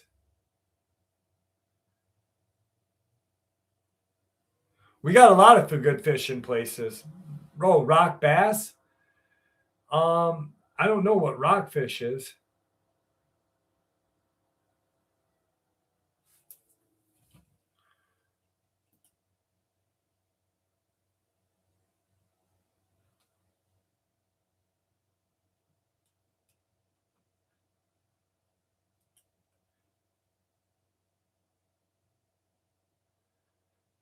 Andy, I think Paul was only joking, brother.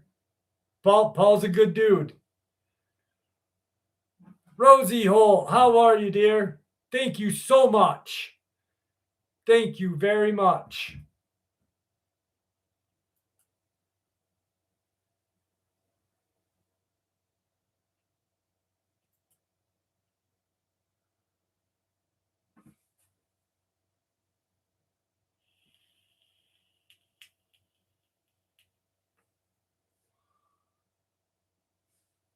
Thank you very much, Rose.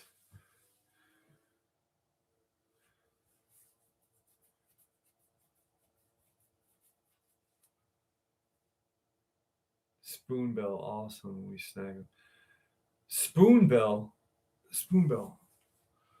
Isn't a spoonbill that bird that looks prehistoric? No, that's a. Don't they? Isn't there a bird called spoonbill?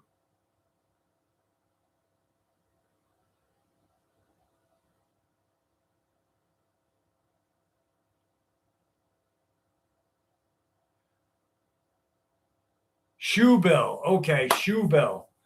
Dude, have you ever seen one of those fucking things fly? They look like a dinosaur. They are creepy. They literally, like, their faces are prehistoric.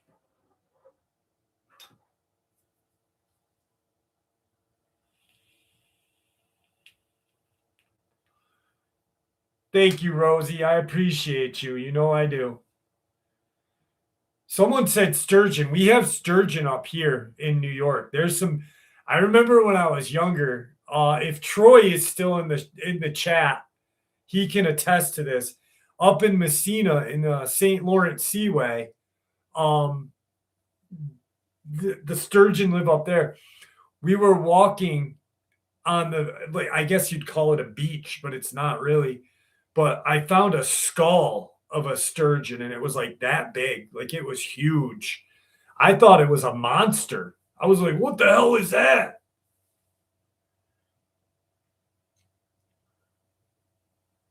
I've never heard of a shoebill's noise, but yeah, dude, they are fucking scary.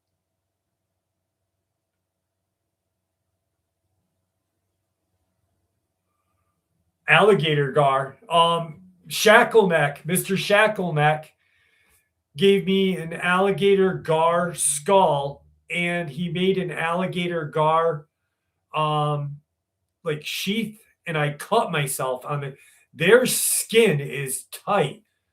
No, you're good, Andy. You're good. You're good, brother. You were just looking out. I appreciate you. You know I do. He's a good dude.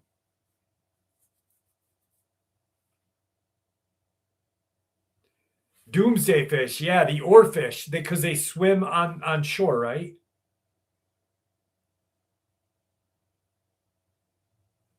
Turbo Christ, you're right, dude. They are weird shit.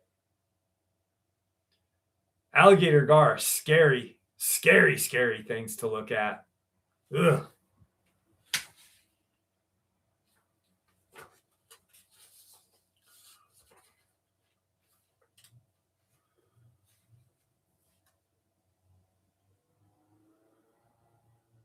Pufferfish. Pufferfish. I've heard people eat them, but I've never seen anyone eat them. Never. I would try. Anthony Bourdain tried it. He didn't die, so why not? A couple of months ago, my friend and I decided that we'd like to go down to this place called Black Canyon.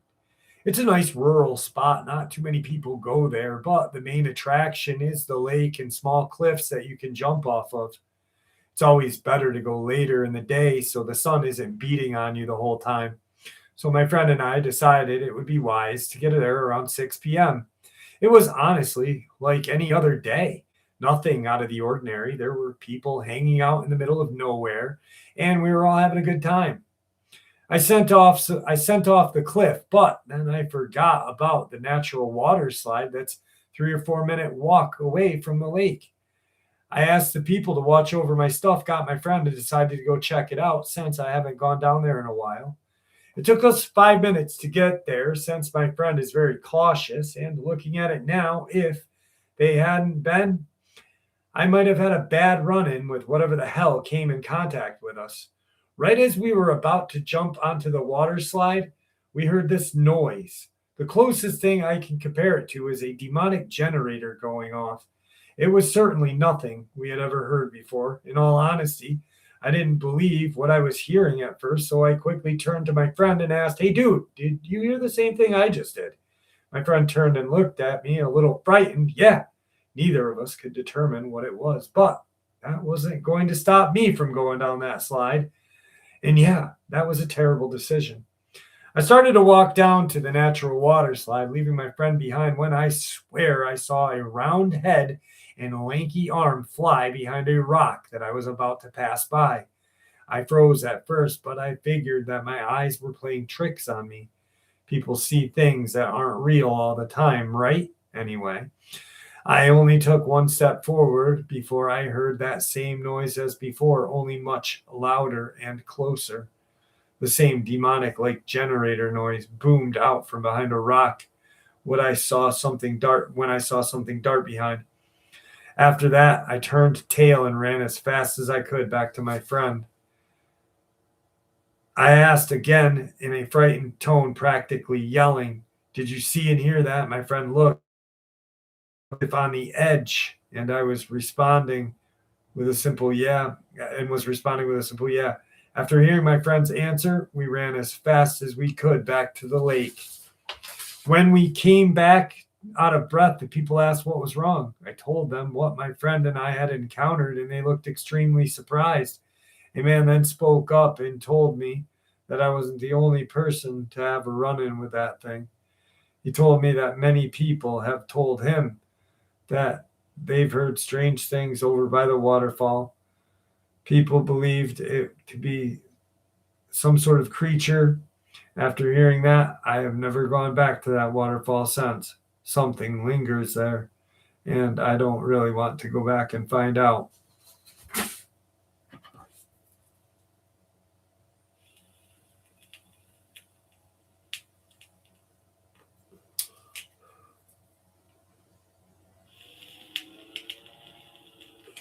Andy Davis, you're heading out? Have a good night, brother.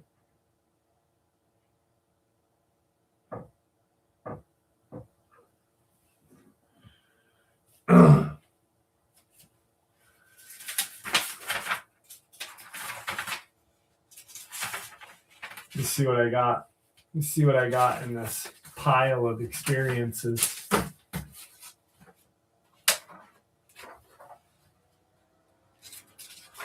Hang on a second. Oh, there we go. No, that's not it.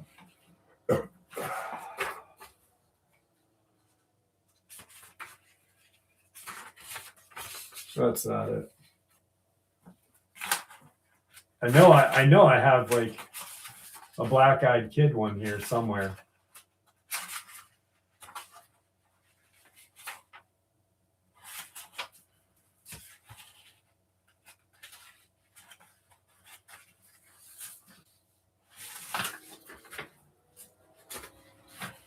Hang on one second. I just need a second, guys. I'm sorry.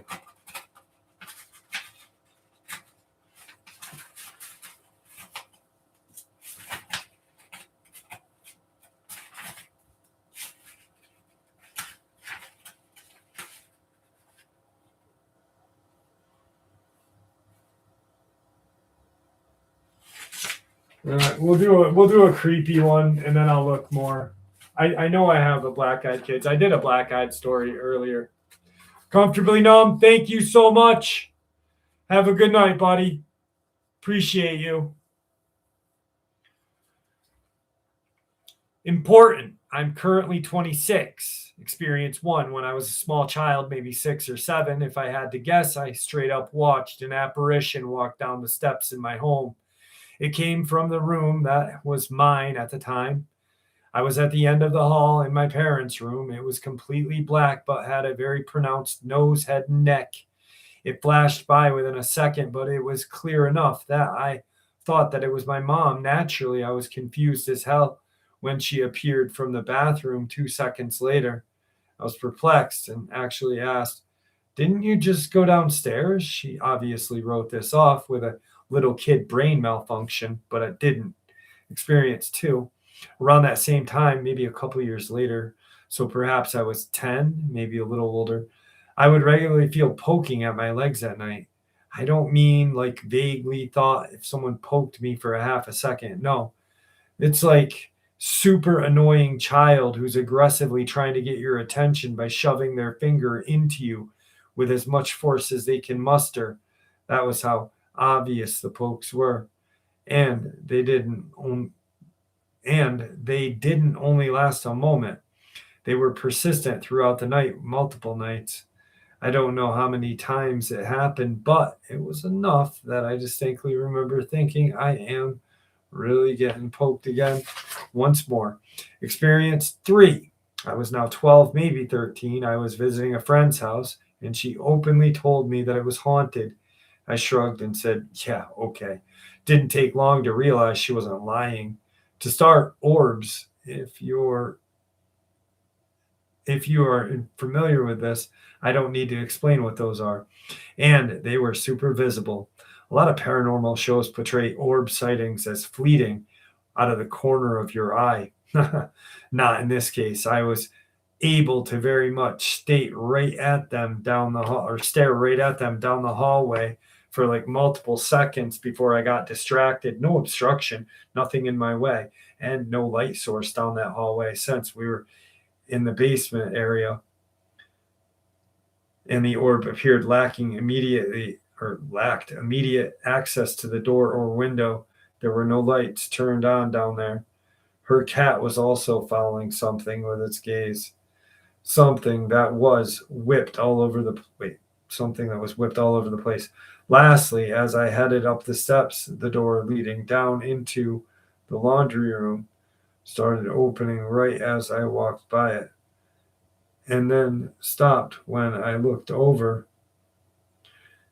There is no windows or anything down in the basement, no vents immediately nearby, so there wasn't much, if anything, to produce a draft from within that room. Experience 4. Fast forward 24 years of age. I own my home. I'm married, one child. At the time this happened, it was around 1 in the morning, and they were both asleep upstairs. I was doing my dishes since I work nights and just had to clean up the dinner after getting home. While at the sink, I heard a very loud psst in my ear. It wasn't like it was coming from elsewhere in the house. It was as if it walked right up to me and went psst directly in my ear to startle you. Super clear, very obvious. The only window anywhere near me was shut and looked, so I doubt it was the wind or anything. Super bizarre. And since I was an adult for this one, I remember a lot more clear than the others. Though it doesn't make me feel like others are more legit than I thought. Up until number 4, I thought the other 3 were just a kid being a bonehead. I didn't like that one too much.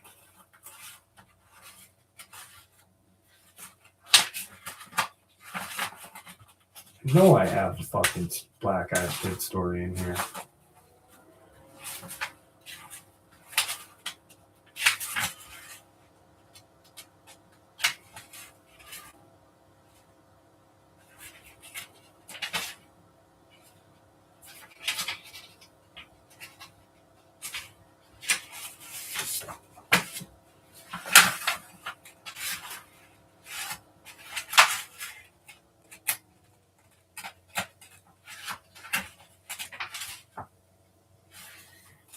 All right.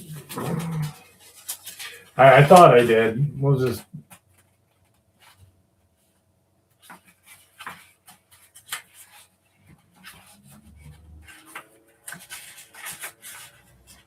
Like, I legit thought I had a Black Eyed Kids experience. This just pisses me off.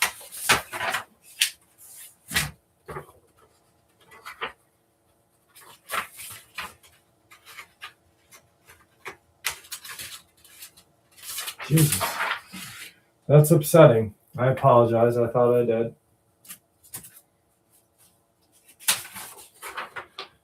So my family has owned a cottage in North Ontario for more than 50 years, and last summer something seriously creepy happened to me up there, and I was hoping one of you guys would be able to help me.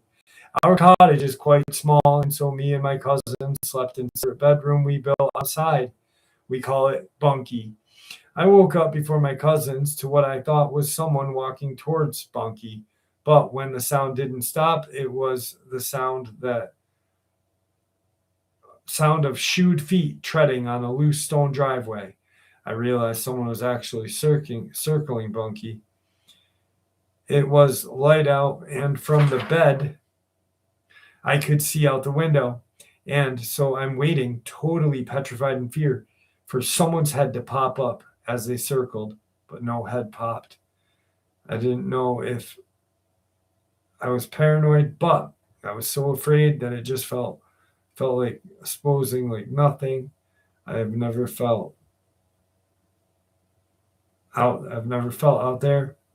The sound didn't stop me for a long time. And honestly, I didn't want to scare my younger cousin who was asleep beside me. So after mustering up the courage, I crawled out onto the floor and grabbed my phone to call my dad. My cousin woke up at this point, and I told her what was going on. My dad came out. My cousin didn't hear anything and was not afraid. My dad looked around for a bit, but told me it was probably just an animal. But animals have pretty soft feet, right? So how could it have sounded like circling shoes? Could it have been a deer? But why would a deer circle our cabin? And how come I didn't see out the window? I would appreciate any answer, honestly. Oh God, my eyes are killing me now. Fuck.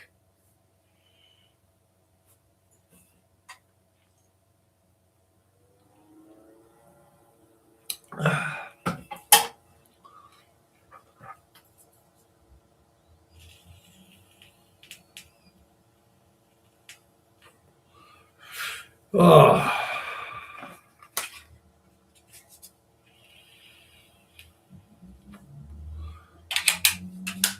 Oh, fuck. All right. I'm going to just do the last Lizo story. That way we have it done. It's a long one. And then I'll try to bang out another story so my eyes.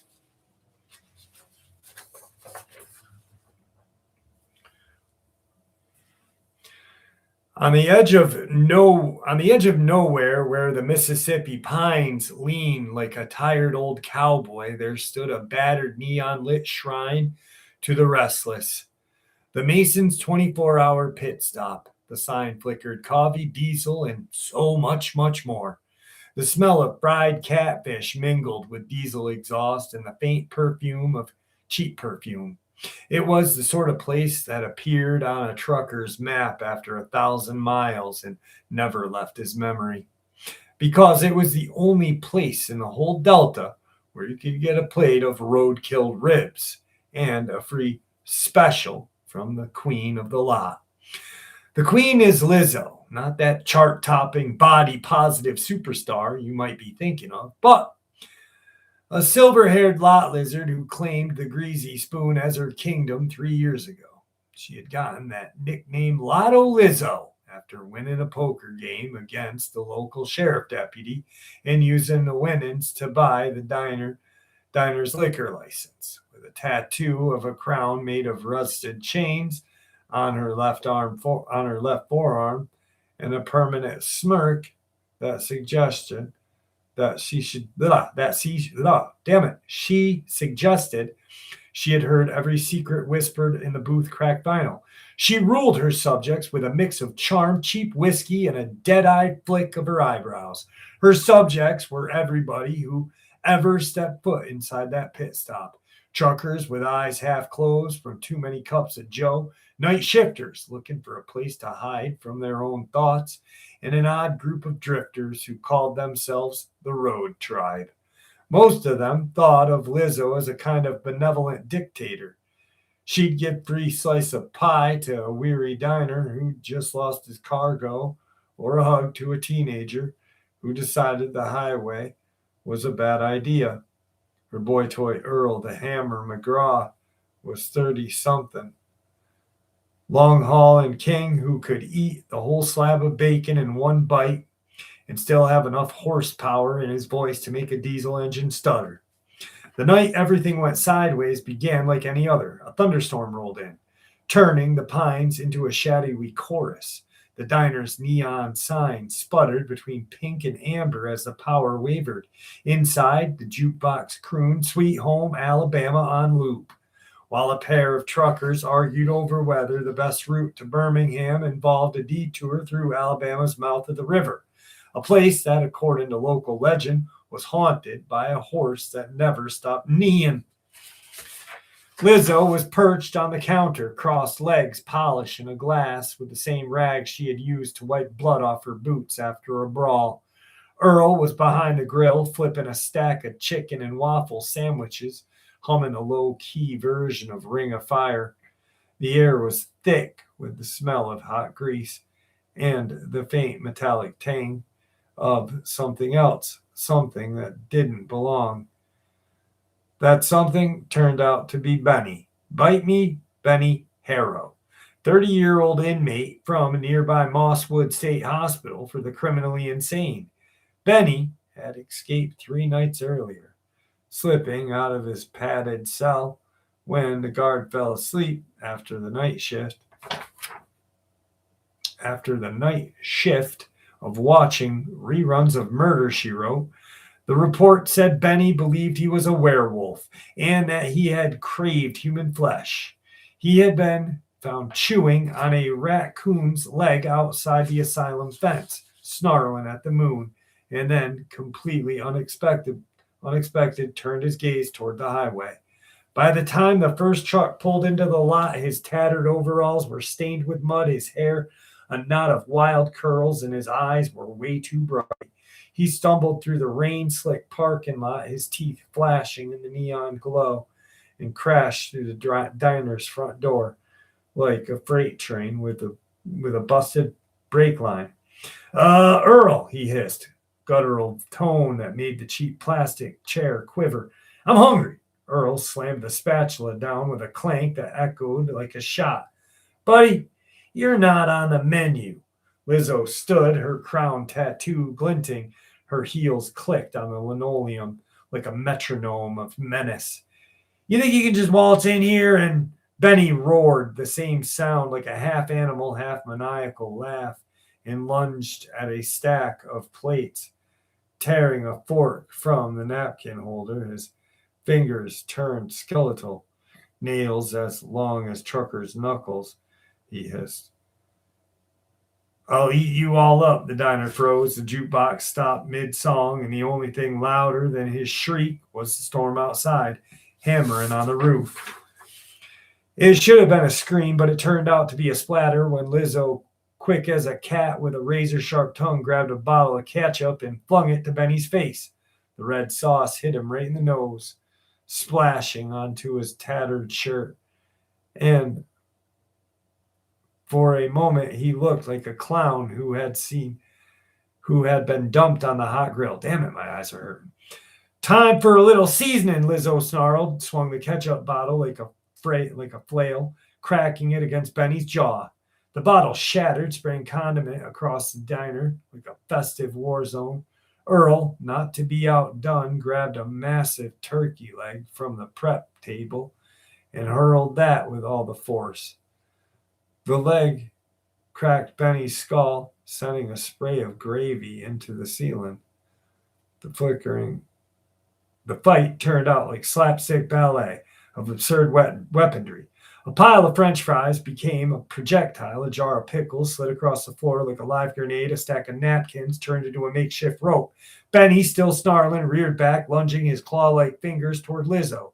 She ducked, slipping on a stray can of soda, and then executed a perfect somersault, landing on Benny's back, pinning him to the ground with the weight of a truck engine. Gotcha, she said, clutching as if she was playing a game of tag. Earl, meanwhile, had raided the pantry, pulling out a gallon of hot sauce, the kind that made men weep and concept revolt. He doused Benny's hair, turning it into wild curls into flaming... He doused Benny's hair, turning the wild curls into a flaming sauce-slicked mess. With each droplet, Benny's roar turned from feral to high-pitched whine, as if the spice had assaulted his taste buds and sanity all at once. The diners, who had been watching this mixture of terror and this kind of boredom only long hours of the road can breed, began to join in chaos. One old trucker, Big Lou, fetched the rusted wrench on the back of the cabin and passed it like a javelin. For the love of God, for the love of God, get the thing out of here, he shouted, his voice echoing on the Formica walls. Lizo, with a grin that could have melted steel, wrapped the napkin around Benny's wrists. Using it as a makeshift gag, she then forced the length of rope borrowed from the kitchen around his waist, and Earl helped. They had hog-tied the man tighter than any shackles that a prisoner wore. Benny's eyes widened, rolled back. His teeth chattered as if hot sauce had been set on his tongue.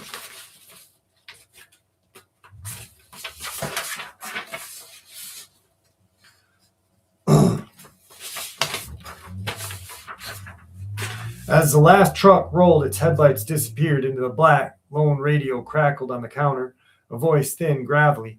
If you're listening, we'll be back. The night is young and the road is hungry. Lizzo turned the knob, smirking.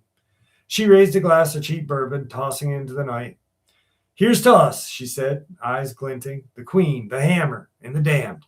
May the road keep us, feed us, and may the crazy stay in the asylum.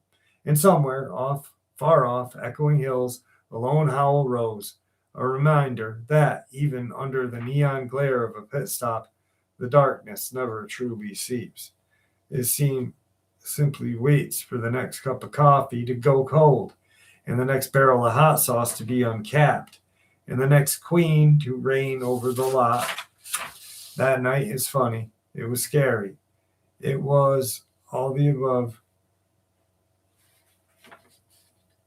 All right. I'm sorry, guys. My eyes fucking kill.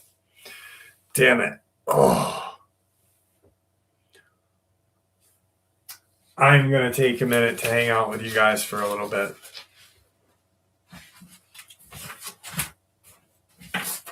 Oh. Wrist hurts. Body hurts. Tired. Smitty, thank you so much, buddy. I appreciate you. I really do.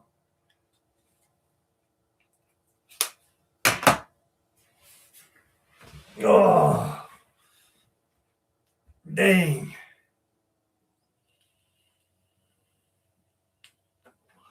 What a week, huh? News is crazy. How does anybody have this feeling? Like, has anybody thought of this? With like everything that's coming out in those files, right? It's weird. It's almost like Israel knew what was going to happen when those files got fucking turned over, and they were like, we need to start a war because our Mossad agent got busted and bad shit's about to happen. No one is going to go to jail. I don't know why people even like. Does anybody honestly think anybody's going to go to jail? It's like if it was you, me, or anyone else, we'd all be in jail. We'd already be in jail. Can't put a country in jail. Cannot put a whole country in jail.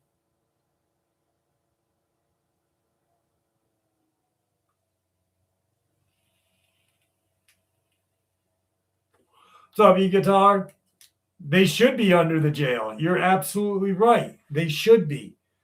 They should be. Papa OAM, thank you so much, my friend. Thank you, dude. Appreciate you. I really do. I really sorry that I'm so tired tonight.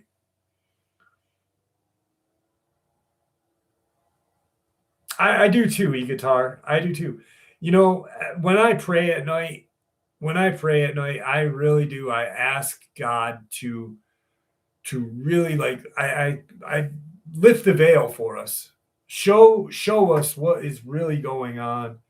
Show the blind what is really going on, so we have more people that can see this, and hopefully one day my prayers get answered, but who knows?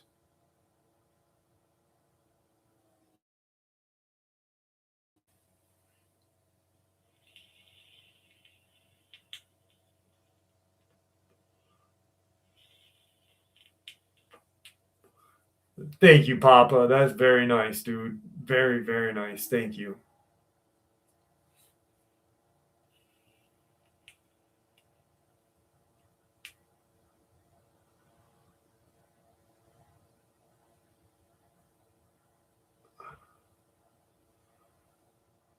Very true, George. Very true. Very true. Very, very true, George. I agree 100%.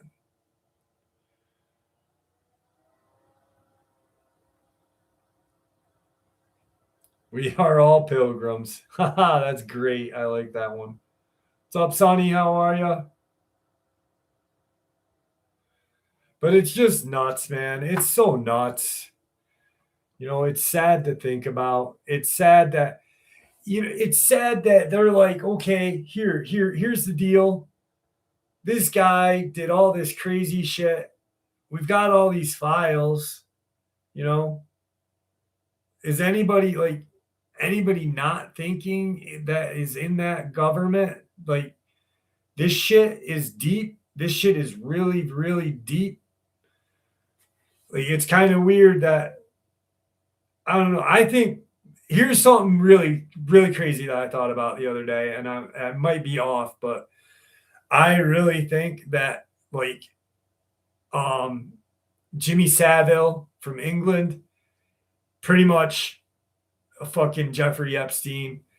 But I think that I was thinking about it all, and I think Princess Diana knew some shit was going on. I think she was gonna say something, and I think that's why she fucking was killed. I really think she saw the reptilians that were in her family, or in her husband's family, and may have spoke out, because it's just weird that the guy she was with during that crash, there was some crazy involvement with other stuff like that. It's a really bad shit show. It just shows how sick this world is, and it's hard to even not believe in these creatures. Like, I look at Epstein, I look at Clinton, Hillary, that is, in these people. I see the demonic energy from these people. You know, like, I really believe that they are reptilian shapeshifters. That they have to feed off of the fear, and like that little hand. The video that I did a couple days before that shit was released on Zorro Ranch, when Tony said they saw a little hand. It startled him as he was getting the hose on. He looks up and there's nothing there. And then the next thing you hear, two girls, foreign girls were killed. You don't call a girl. You don't call it, like, you'd call it a woman if it was of age. So they were obviously girls, like young. It's sick. Yeah, Jimmy Savile was 100 times. Yeah, definitely. That's why I brought his name up. Absolutely.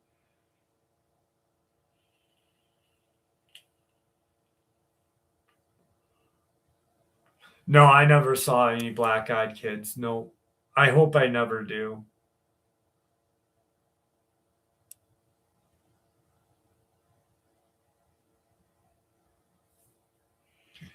It's just crazy. Dude, Bill Gates, absolutely right, Mr. Poor. We all thought Bill Gates was fucking nice. Hey, he helps the schools. He helps the schools. He donates that shit to the kids in the schools. And yet, like, he probably, like, I'll donate $1 million. Let me take three of these kids. And then what he does to his wife, what a freak show. Like, not cool. Not cool.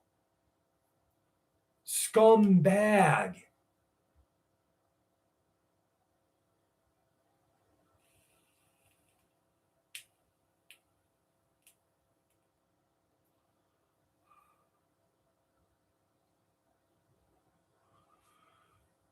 Just so weird, man. Like,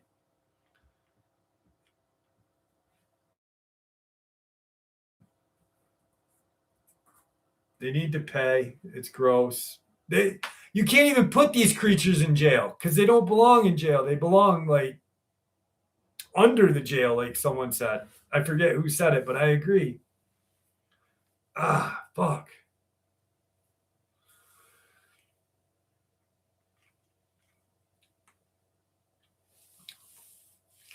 All right, guys. I do need to get some sleep. I am drained. I am drained. I'm gonna work on some good shit for this week for you guys.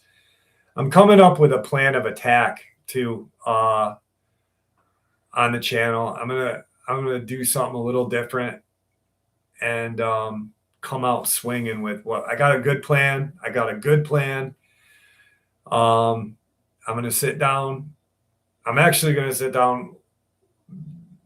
My girlfriend gave me a really good idea, and I'm gonna sit down and we're gonna talk about it. And because she's like so supportive of this channel, she's like so, and I'm gonna just bang shit out for you guys, like two, 3 brand new half-hour videos every day, brand new, and just talk about the connections and the evil shit.